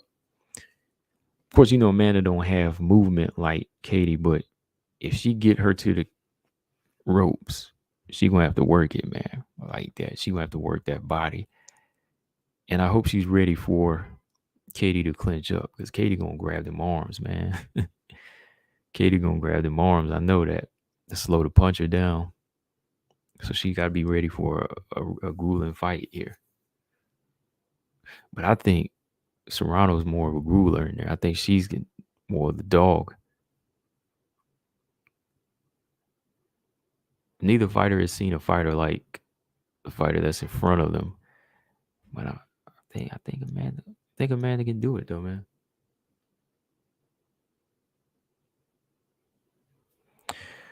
I don't know, who do you got? Genesis says she likes Amanda. So you got Amanda in this one. Whoever's watching it, who do you have? Let me see. MJ said Delphine and Katie was a robbery. Yeah, that was a robbery. Yeah, whoever's watching this fight, who do you got? I'm going with Amanda Serrano.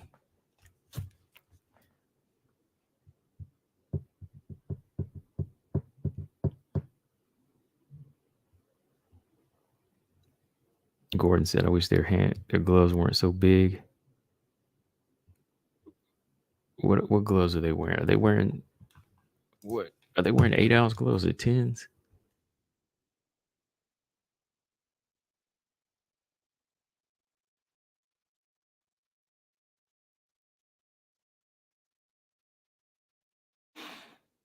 Let me see.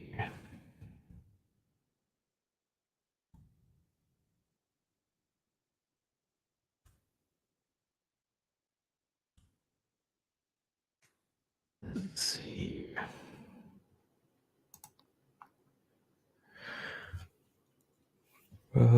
Training common size is 10 and 12.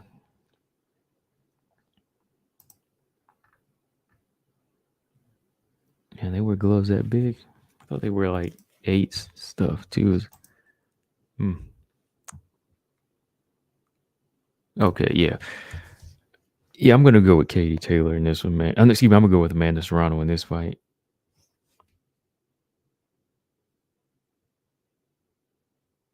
Like Katie's resilient. Like Katie's resilient. She's tough, but I mean, like she hasn't really, to me, she hasn't really fought anybody that's going to throw combinations like this and like body work. Gordon said he think Katie's too fast.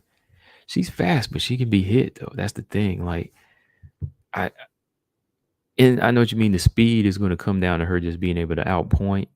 So it's going to be on Serrano to use her timing because I think Serrano, she has good timing.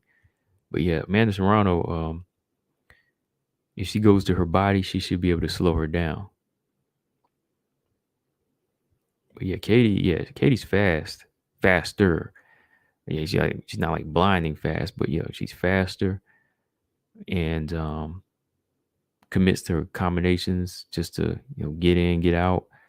But sometimes she's right there on the line to be hit. So let's see if Serrano's power carries up. That's the question. MJ said that Katie put all her belts on the line. Yeah, supposedly all her belts. Yeah, it's for undisputed. Yep, everything's on the line for this fight. This is a big one though.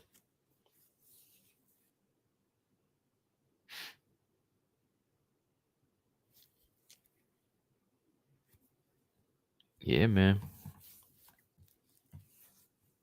Oh, Zama said no goat talk. Yeah, no goat talk for me anymore. So don't even ask me. I mean, yeah, y'all know I ain't about that no more. Like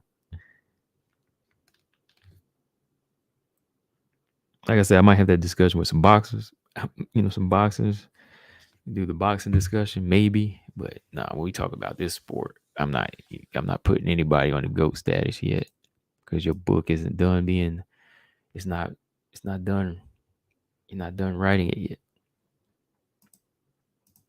Okay, so I don't know, man. I think that's pretty much all I got tonight. At an hour and 37, we covered it. Gordon said, "Do you see similarities between Katie's moves and Lomachenko?" A little. I mean, I could see where you're coming from slightly, but I think that I think Lomachenko is definitely he's much faster, but I don't really no, not really. I think Lomachenko, his moves are a little bit more tricky, like even his angles. Like she doesn't really turn the same type of angles. I would say she's maybe a little bit more like Joe Calzaghe. Maybe. Yeah, I would probably say she's more like Joe Calzaghe a little bit.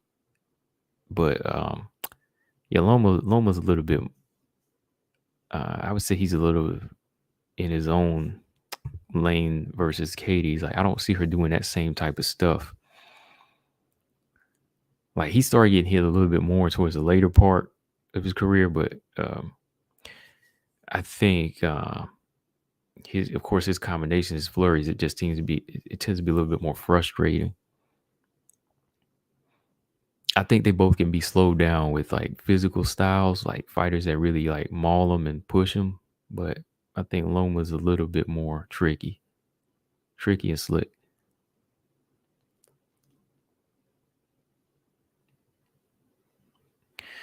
MJ said no more WMMA talk. Oh yeah, I mean, what else is there? Carla and Rose. We can talk a little bit about that. Because I'm getting hungry now. Carla and Rose. Fight is in 2 weeks. Okay. Hang on. I got a message over there.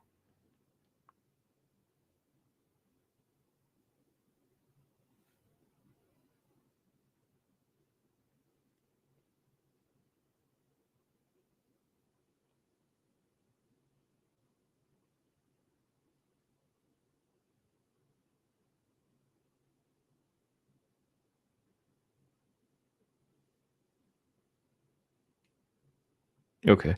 That was my phone. Okay. Big George, what's going on? He said just swinging by to drop a light. Appreciate it, George. Always, always. And I'll do the same over there, bro. All the Raise George page. Women's bodybuilding. Definitely, like I said, I'm a fan of Well, I was never like a big fan of women's bodybuilding. But I definitely been looking at it more since you've been putting up some stuff about it, more and more videos on it. And yeah, I'm a fan of the women a bit. I'm definitely a fan of the women in women's bodybuilding. Yeah, I follow some. I was already following a couple. Then I said, okay, George, you got some more out here. Yeah, yeah, definitely.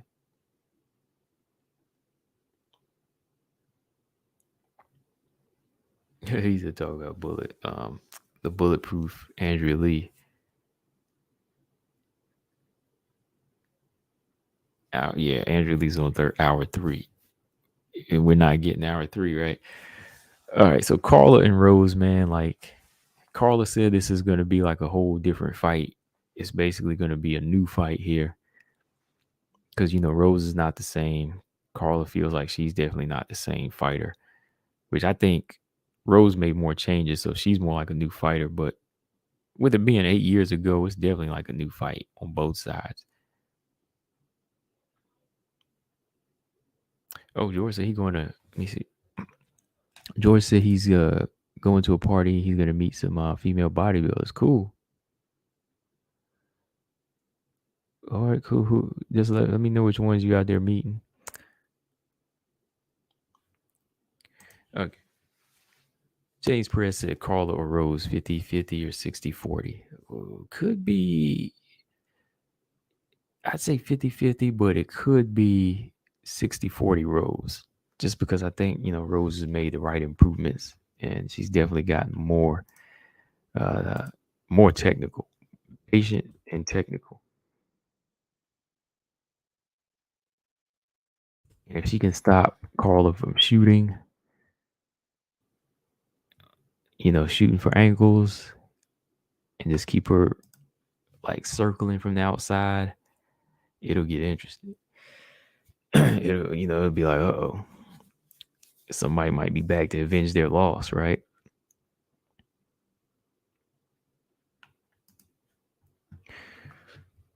Let me see. What was it Carla said? Yeah, it's like a new fight, and which yeah, it is. That's why I say you can't really say it's going to be the exact. You can't really say this exact same thing is going to happen again, right? Because that'd be taken away from Rose. If you just say Carla going to go in there and TKO her again or submit her, that means you ain't been paying attention to what Rose improved on. She became a 2-time champion since then. She's got a style that beats fighters that she can't. Been working with Kamaru Usman on her wrestling. She's been improving on her jiu-jitsu since uh the past 8 years. So she's definitely a fighter. I think a lot of people I can definitely understand if they do just straight up pick Rose in this one. Well, I think Carla has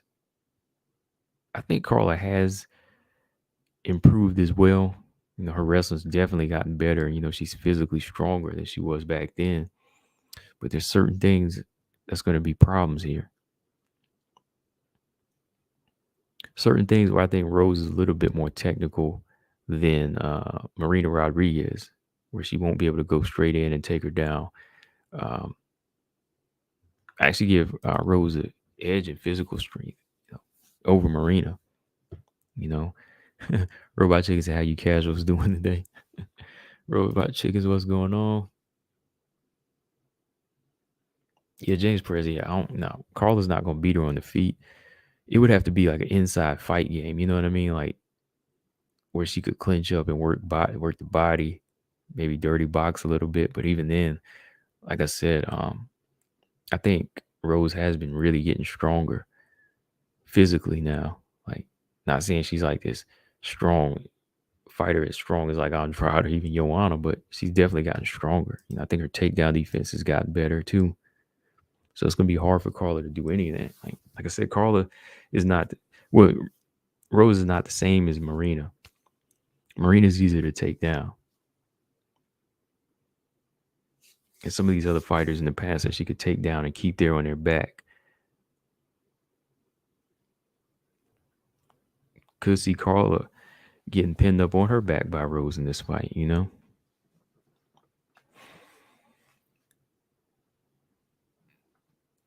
Gordon said Carla's face is gonna look like Rose's after Andrade too. Damn.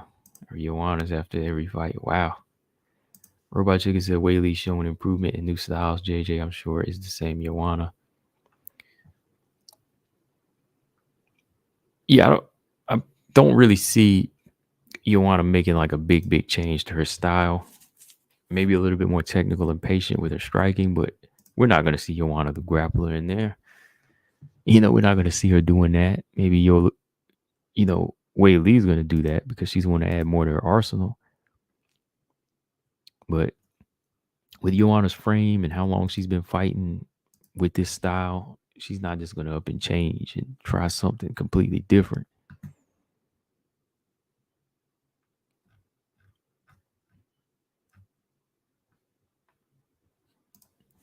Let me see. 2014 was the last time they fought. Yeah. See, this fight's.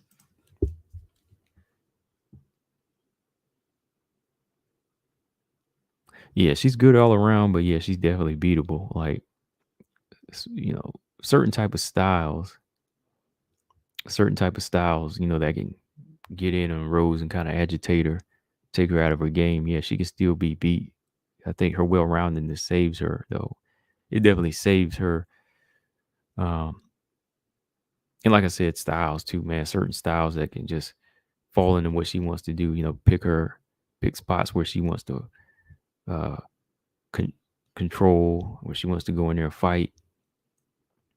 But sometimes, like Carla might be the one because she might push the pace.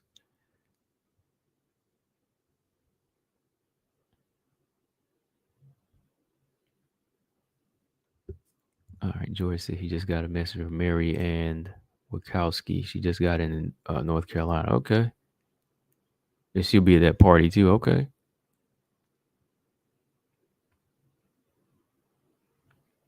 Now, Mark Roberts says, I'm curious to see how cautious Rose will be against Carla. The more aggressive Rose is, the more open the takedown is for Carla. Yeah. Yeah. And I'm actually curious as to see how Carla's going to approach these takedowns because she's going to be watching out for these straight punches because even back then, Rose caught Carla a few times with her straight punches. The thing is, like, she wasn't really like smart with them. Like when she would land on Carla, she was doing extra stuff. You know what I mean? Still trying to walk forward, winging shots, throwing flying knees and this and that. That's why Carla could take her down. But I'm sure she's going to know how to measure now and home in on Carla when she steps in, crack her with one or two shots, then step out. So if Carla wants to get in there, she's going to have to kind of wait her way in with inside leg kicks, calf kicks, time them, get on that mid range, pop, pop, hit them legs, kind of slow Rose down. Maybe she can get in at an angle.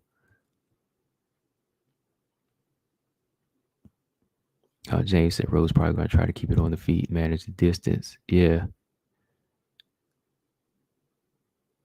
Carla's overhand right. I hope it's improved enough to make it interesting though.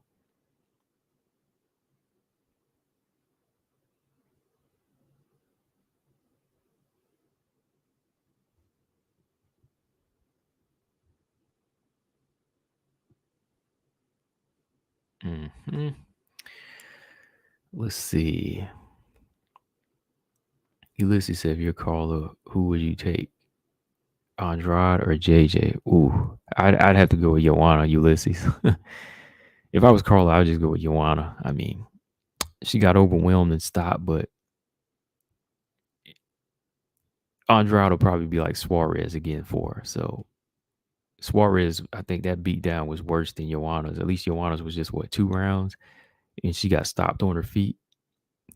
But those, I mean, the third round of that Tatiana Suarez fight, did you see her face? How bad she was lumped up? Nah, Andrade would do the same thing. I would just fight. I just fight Joanna if I was her.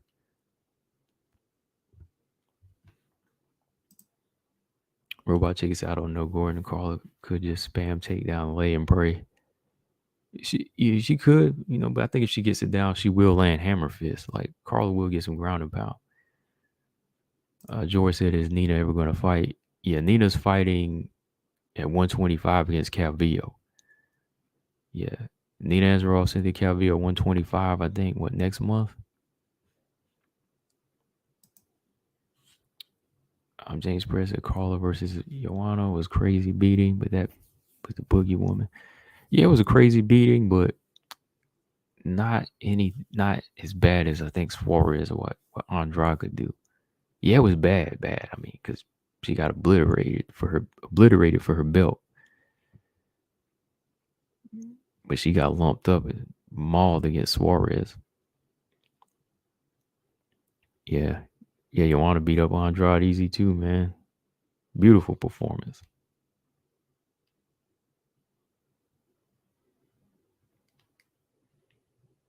Ooh.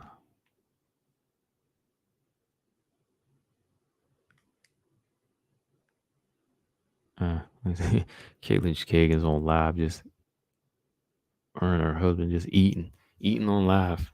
I mean, maybe they talking about something, but I mean, they're just eating on live.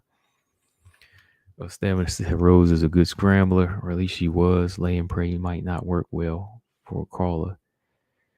Yeah, I don't think it just be lay and pray. It's gonna have to be some hammer fist and ground and pound. I think she has some good work in there.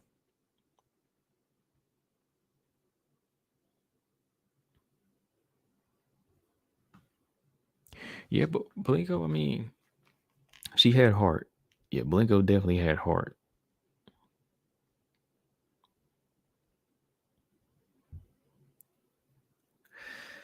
Wow. It's been 10 years. Today marks 10 years since Invicta FC won. Wow. Marlos Conan. He ain't even fighting anymore. Let's talk about that real quick. Let's pull that up. It's an anniversary for Invicta FC 1. April 28th, Invicta FC 1, Marlos Conan and Rusin fought April 28th, 2012. Who all was on that card? Let's see. Marlos Conan, Romy Rusin at 149 pounds. Oh, wow. This is 10 years ago. Adam Weight, Jessica Panay versus Lisa Ellis. Jessica Panay was a doggone atom weight back then. Oh, look at the bantamweight division here in Invicta. Okay. You got Liz Carmouche versus Ashley Curry. Leslie Smith versus Caitlin Young. That was a good fight. That was like one of my favorite fights. That was a draw at bantamweight. Sarah D'Alejo, I remember her versus Vanessa Mariscal. Strawweight Sarah Snyder versus Sally. What's her name? Krumdrick. Oh man, they used to have a lot of fights on these cards. There was a main fight card and a preliminary. Oh boy, let's see. Some of these fighters are gone. Ashley Cummins, Randy Miller, Amy Davis. Oh yeah, that's man. Yeah, see, fight of the night was Caitlin Young and Leslie Smith. They got a $1,500 bonus each. Yeah, that was fight of the night, and it was draw. Yeah, that was a good fight. Wow, I can't believe Invicta's been around that long now. 10 years. Well, so it's not like a long, long time. That's what I'm saying. Like, we can't really talk GOAT whenever they haven't been around like decades and decades, where we can have many chapters to look at, right? So, yeah.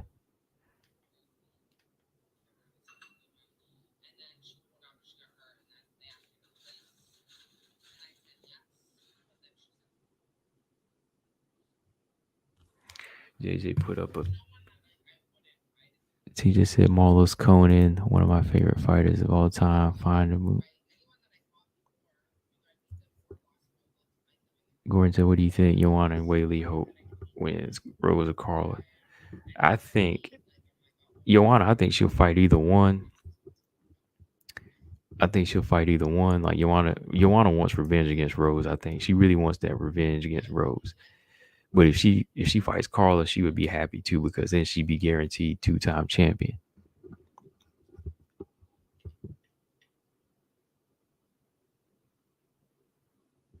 Um, Wei Lee would probably like Carla because she's had a rough time with that style.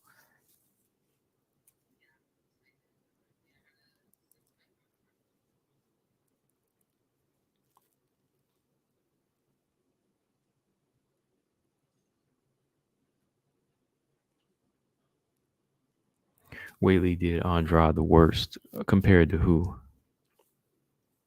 Yeah, I think Wei Lee did Andrade the worst.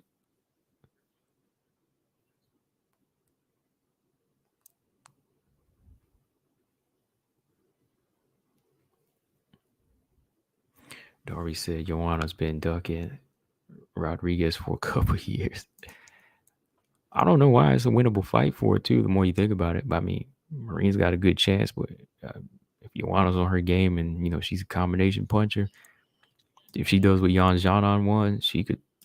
Yan Xiaonan what Yan Xiaonan did, but she can do it better. She would win, right?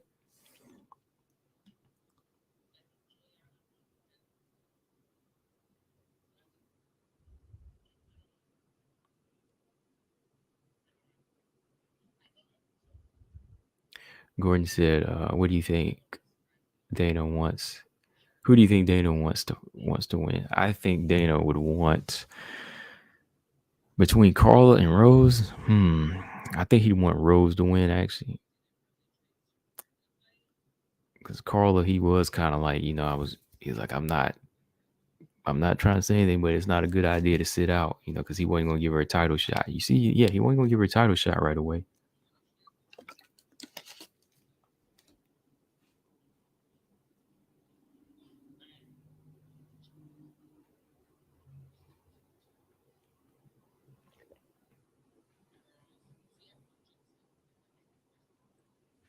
Mm.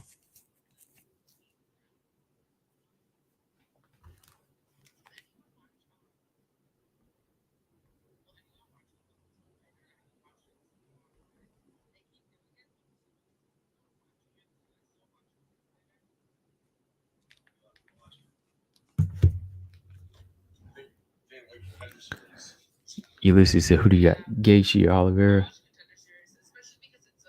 Um, I think I'm gonna go with Oliveira. I was kind of leaning towards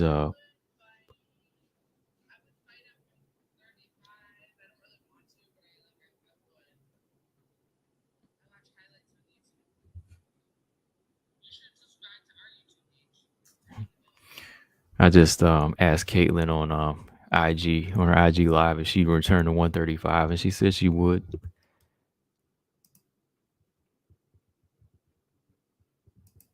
TJ said Andrade got robbed in that rematch by trash judges. Wow. I don't know if it was robbery, man. It was close.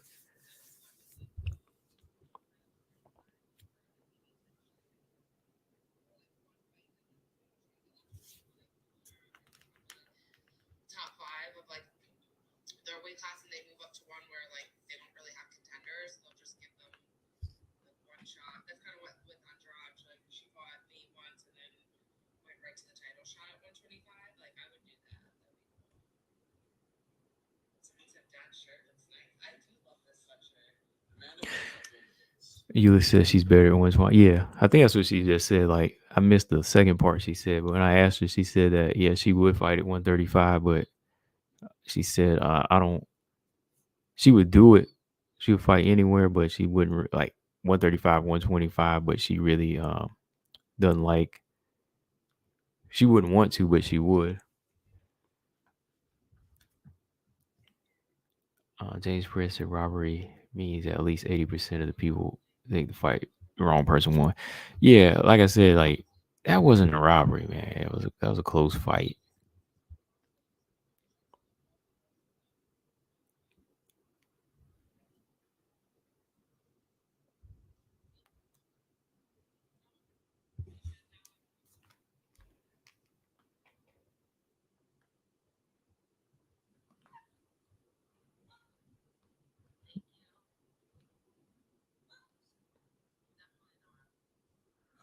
Let me see. I'm gonna ask her a question.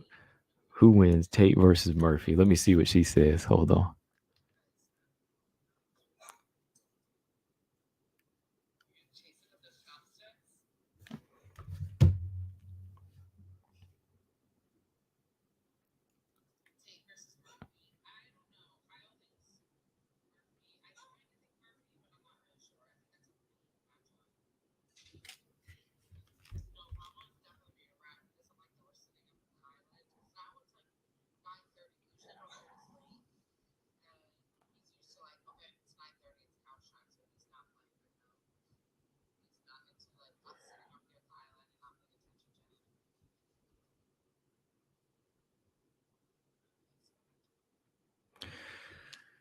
Okay, yeah, she said Tate. I know she said yeah, she said Murphy too. Yeah. Yeah, she said she's not sure, but she thinks Murphy would beat Tate. Maybe.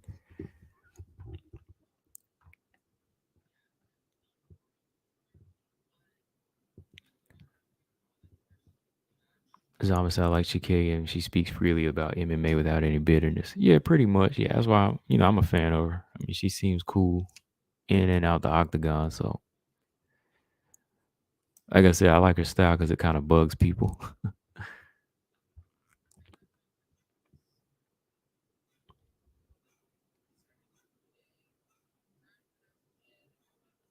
What is this robbery talk though?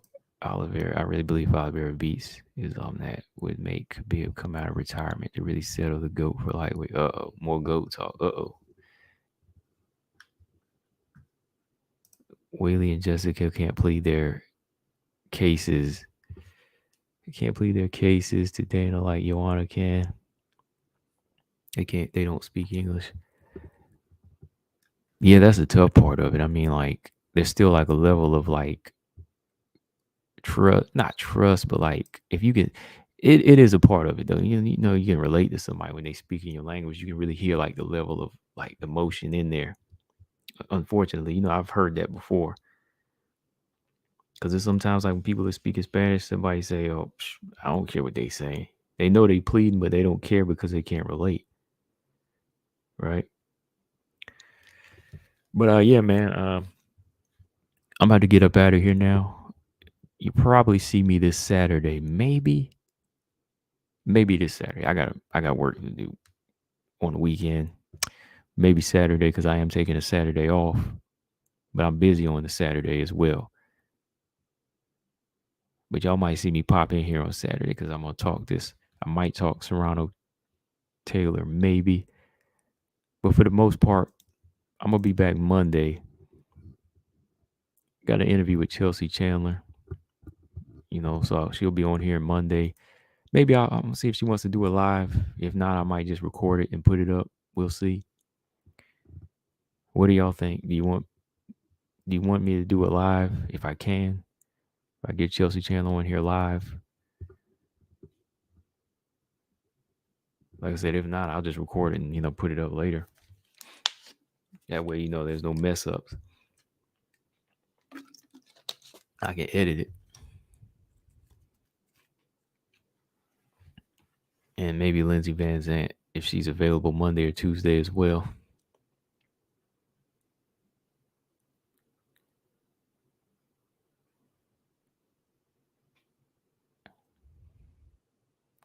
Well, TJ said get Chelsea Chandler on live.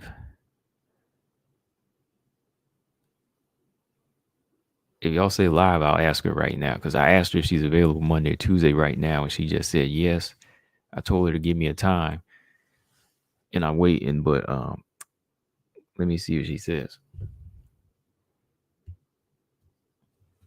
Ulysses said live. Okay. Excuse me. Ooh.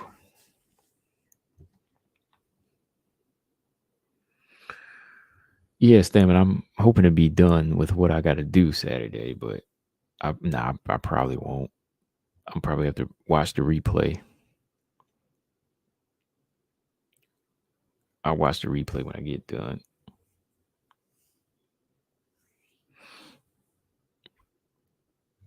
James G said, "Who is Chelsea?" Well, you sound like a casual now.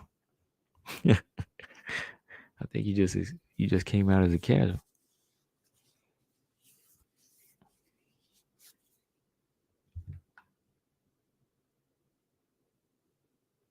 Yeah, I'm not interested in the handler interview either. Yeah, I ain't interested in her at all. Chelsea handler.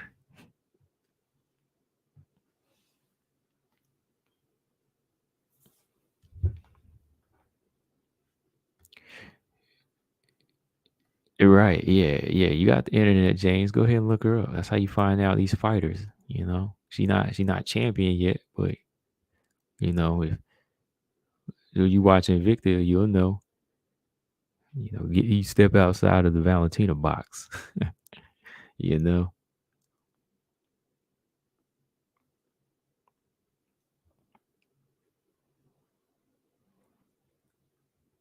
Gordon said, if you ask, I bet you could get an interview with Andrea Lee. Oh boy, he said Andrea Lee.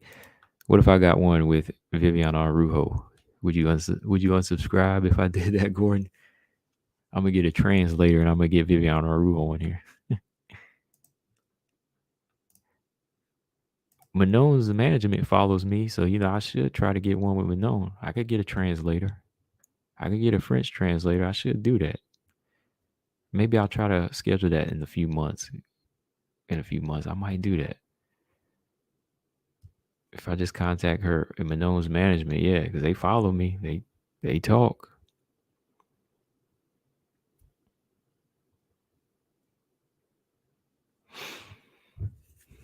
Like I said, I'm not media. So don't consider myself the media. I'm a fan base show where I'm just talking about the sport and talking about what I want to talk about when I want to talk about it. We talk about current stuff, but I'll give you my thoughts. So,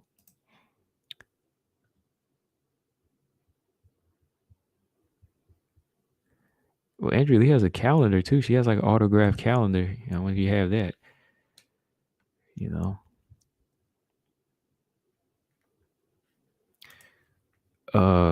Do any of these fighters or management ask for money? Oh no, no, no, not at all. Like I've never gone through management. I always ask the fighters, and for the most part, they always say yeah. Like my very first one, shout out to Miranda 2 years ago. I just hit her up. I ain't asked no management. I said, I ain't got to talk to no management. That's how I approach it. I'm like, I ain't talking to your manager. I'm talking to you. You know what I mean? Because like I said, I'm not media. I don't have no credential. I'm me. This is my channel. Do you want to talk to somebody who respects the fight game and knows it? That's how I see it. Everybody I talk to, it's always been yes or never got a response. I mean, maybe the higher you go up, I will ask management, but I've never asked the management. This would be the first time. Like if I asked Manone's, I would do that for Manone's because she doesn't speak English.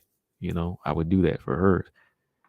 But yeah, like when I reached out to Miranda, some of these Invicta fighters, mm, no, I never have talked to management. I just hit them up directly.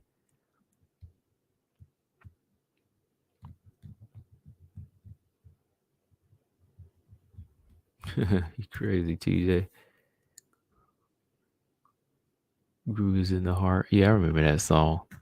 TJ giving his age away.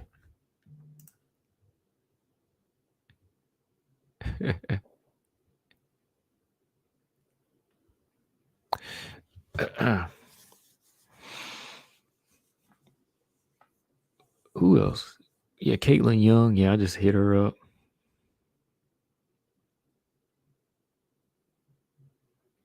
Robot Chick said that would be crazy. Yeah, that would be good. Yeah, she seemed cool. Yeah.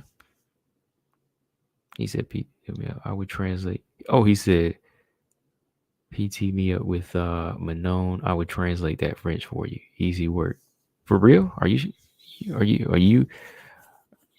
ain't BSing me, are you, James Perez? Are you serious? Because if you are, I mean, hey, I'm gonna reach out like within the month or two before her next fight. Maybe try to catch her in some downtime. Because I kind of stopped doing interviews. I really don't like to. I just like talk to the ones I like talk to and know what's going on in the game and like how they feel about it. I'm gonna talk to maybe Lindsey Van Zant Monday or Tuesday. Let me hit her up too. James Perez. He said, "Yeah, I speak French better than English." Oh, okay. Well, James Perez. Tell you what, James Perez, send your email here. Send your email there, James Perez, to that email address that I just put up. Send it there. Maybe we'll talk. Right, depending on what they say.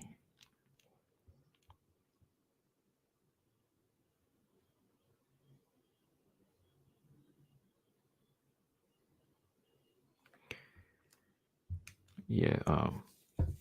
Yeah. Send me an email there, and yeah, that'll work. If whatever I work out with them, I'll see if it works for you. You let me know.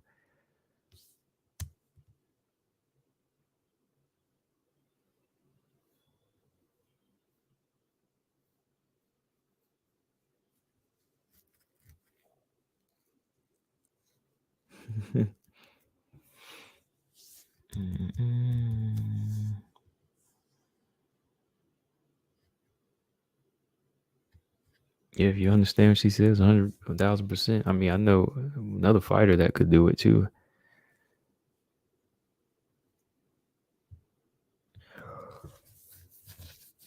She's part of her management too. So yeah, I've talked to what is her name, Flora Hani. She's a French fighter too. So I could get in contact with her and she could do it.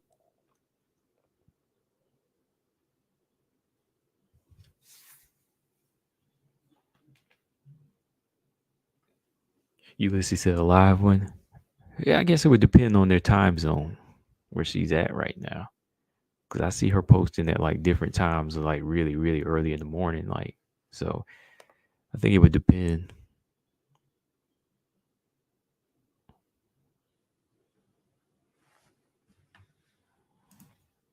Hmm. I better get out of here. I gotta avoid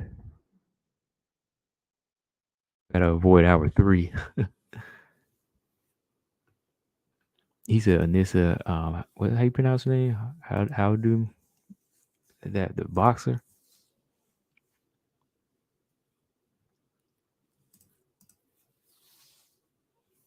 Oh, he just said get her. Oh, that was Robot Chicken crazy. That would end the interview right there, asking stuff like that. James Press said, "Cool, try to get someone, but if you have no one, I could do it, no problem." Yeah, like she probably would be my first because I know her, Flora Hani. But yeah, not yeah. Gordon said, to be fair, Valentina and Holly have also popped into my dreams.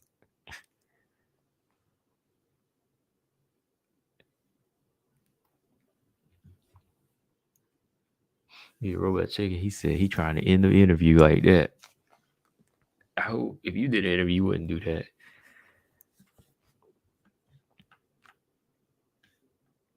All right, y'all.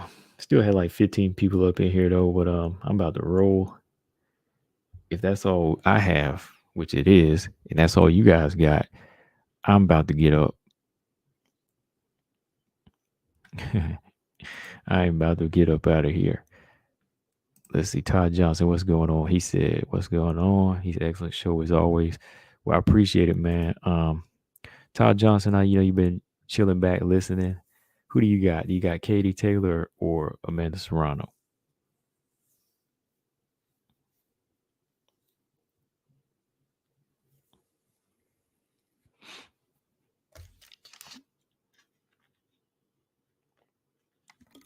Yeah, crazy. He's stupid. French fries. Wow.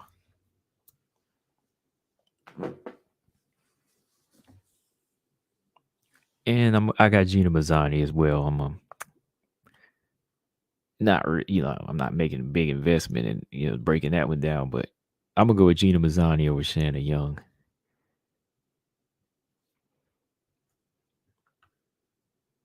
James Perez said the Bronx, Rose, and Chandler. Oh yeah, Lindsay Van Zandt, yeah.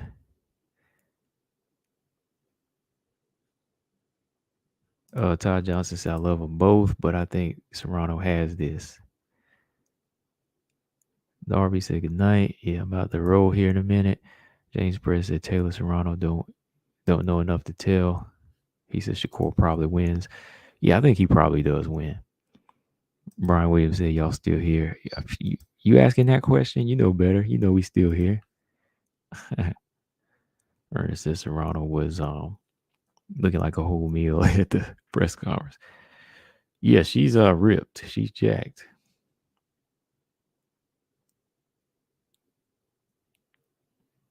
Yeah, MJ said team never sleep. Pretty much.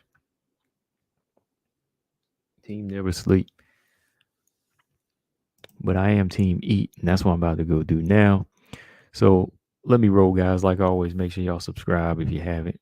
And everybody hit thumbs up. Appreciate that.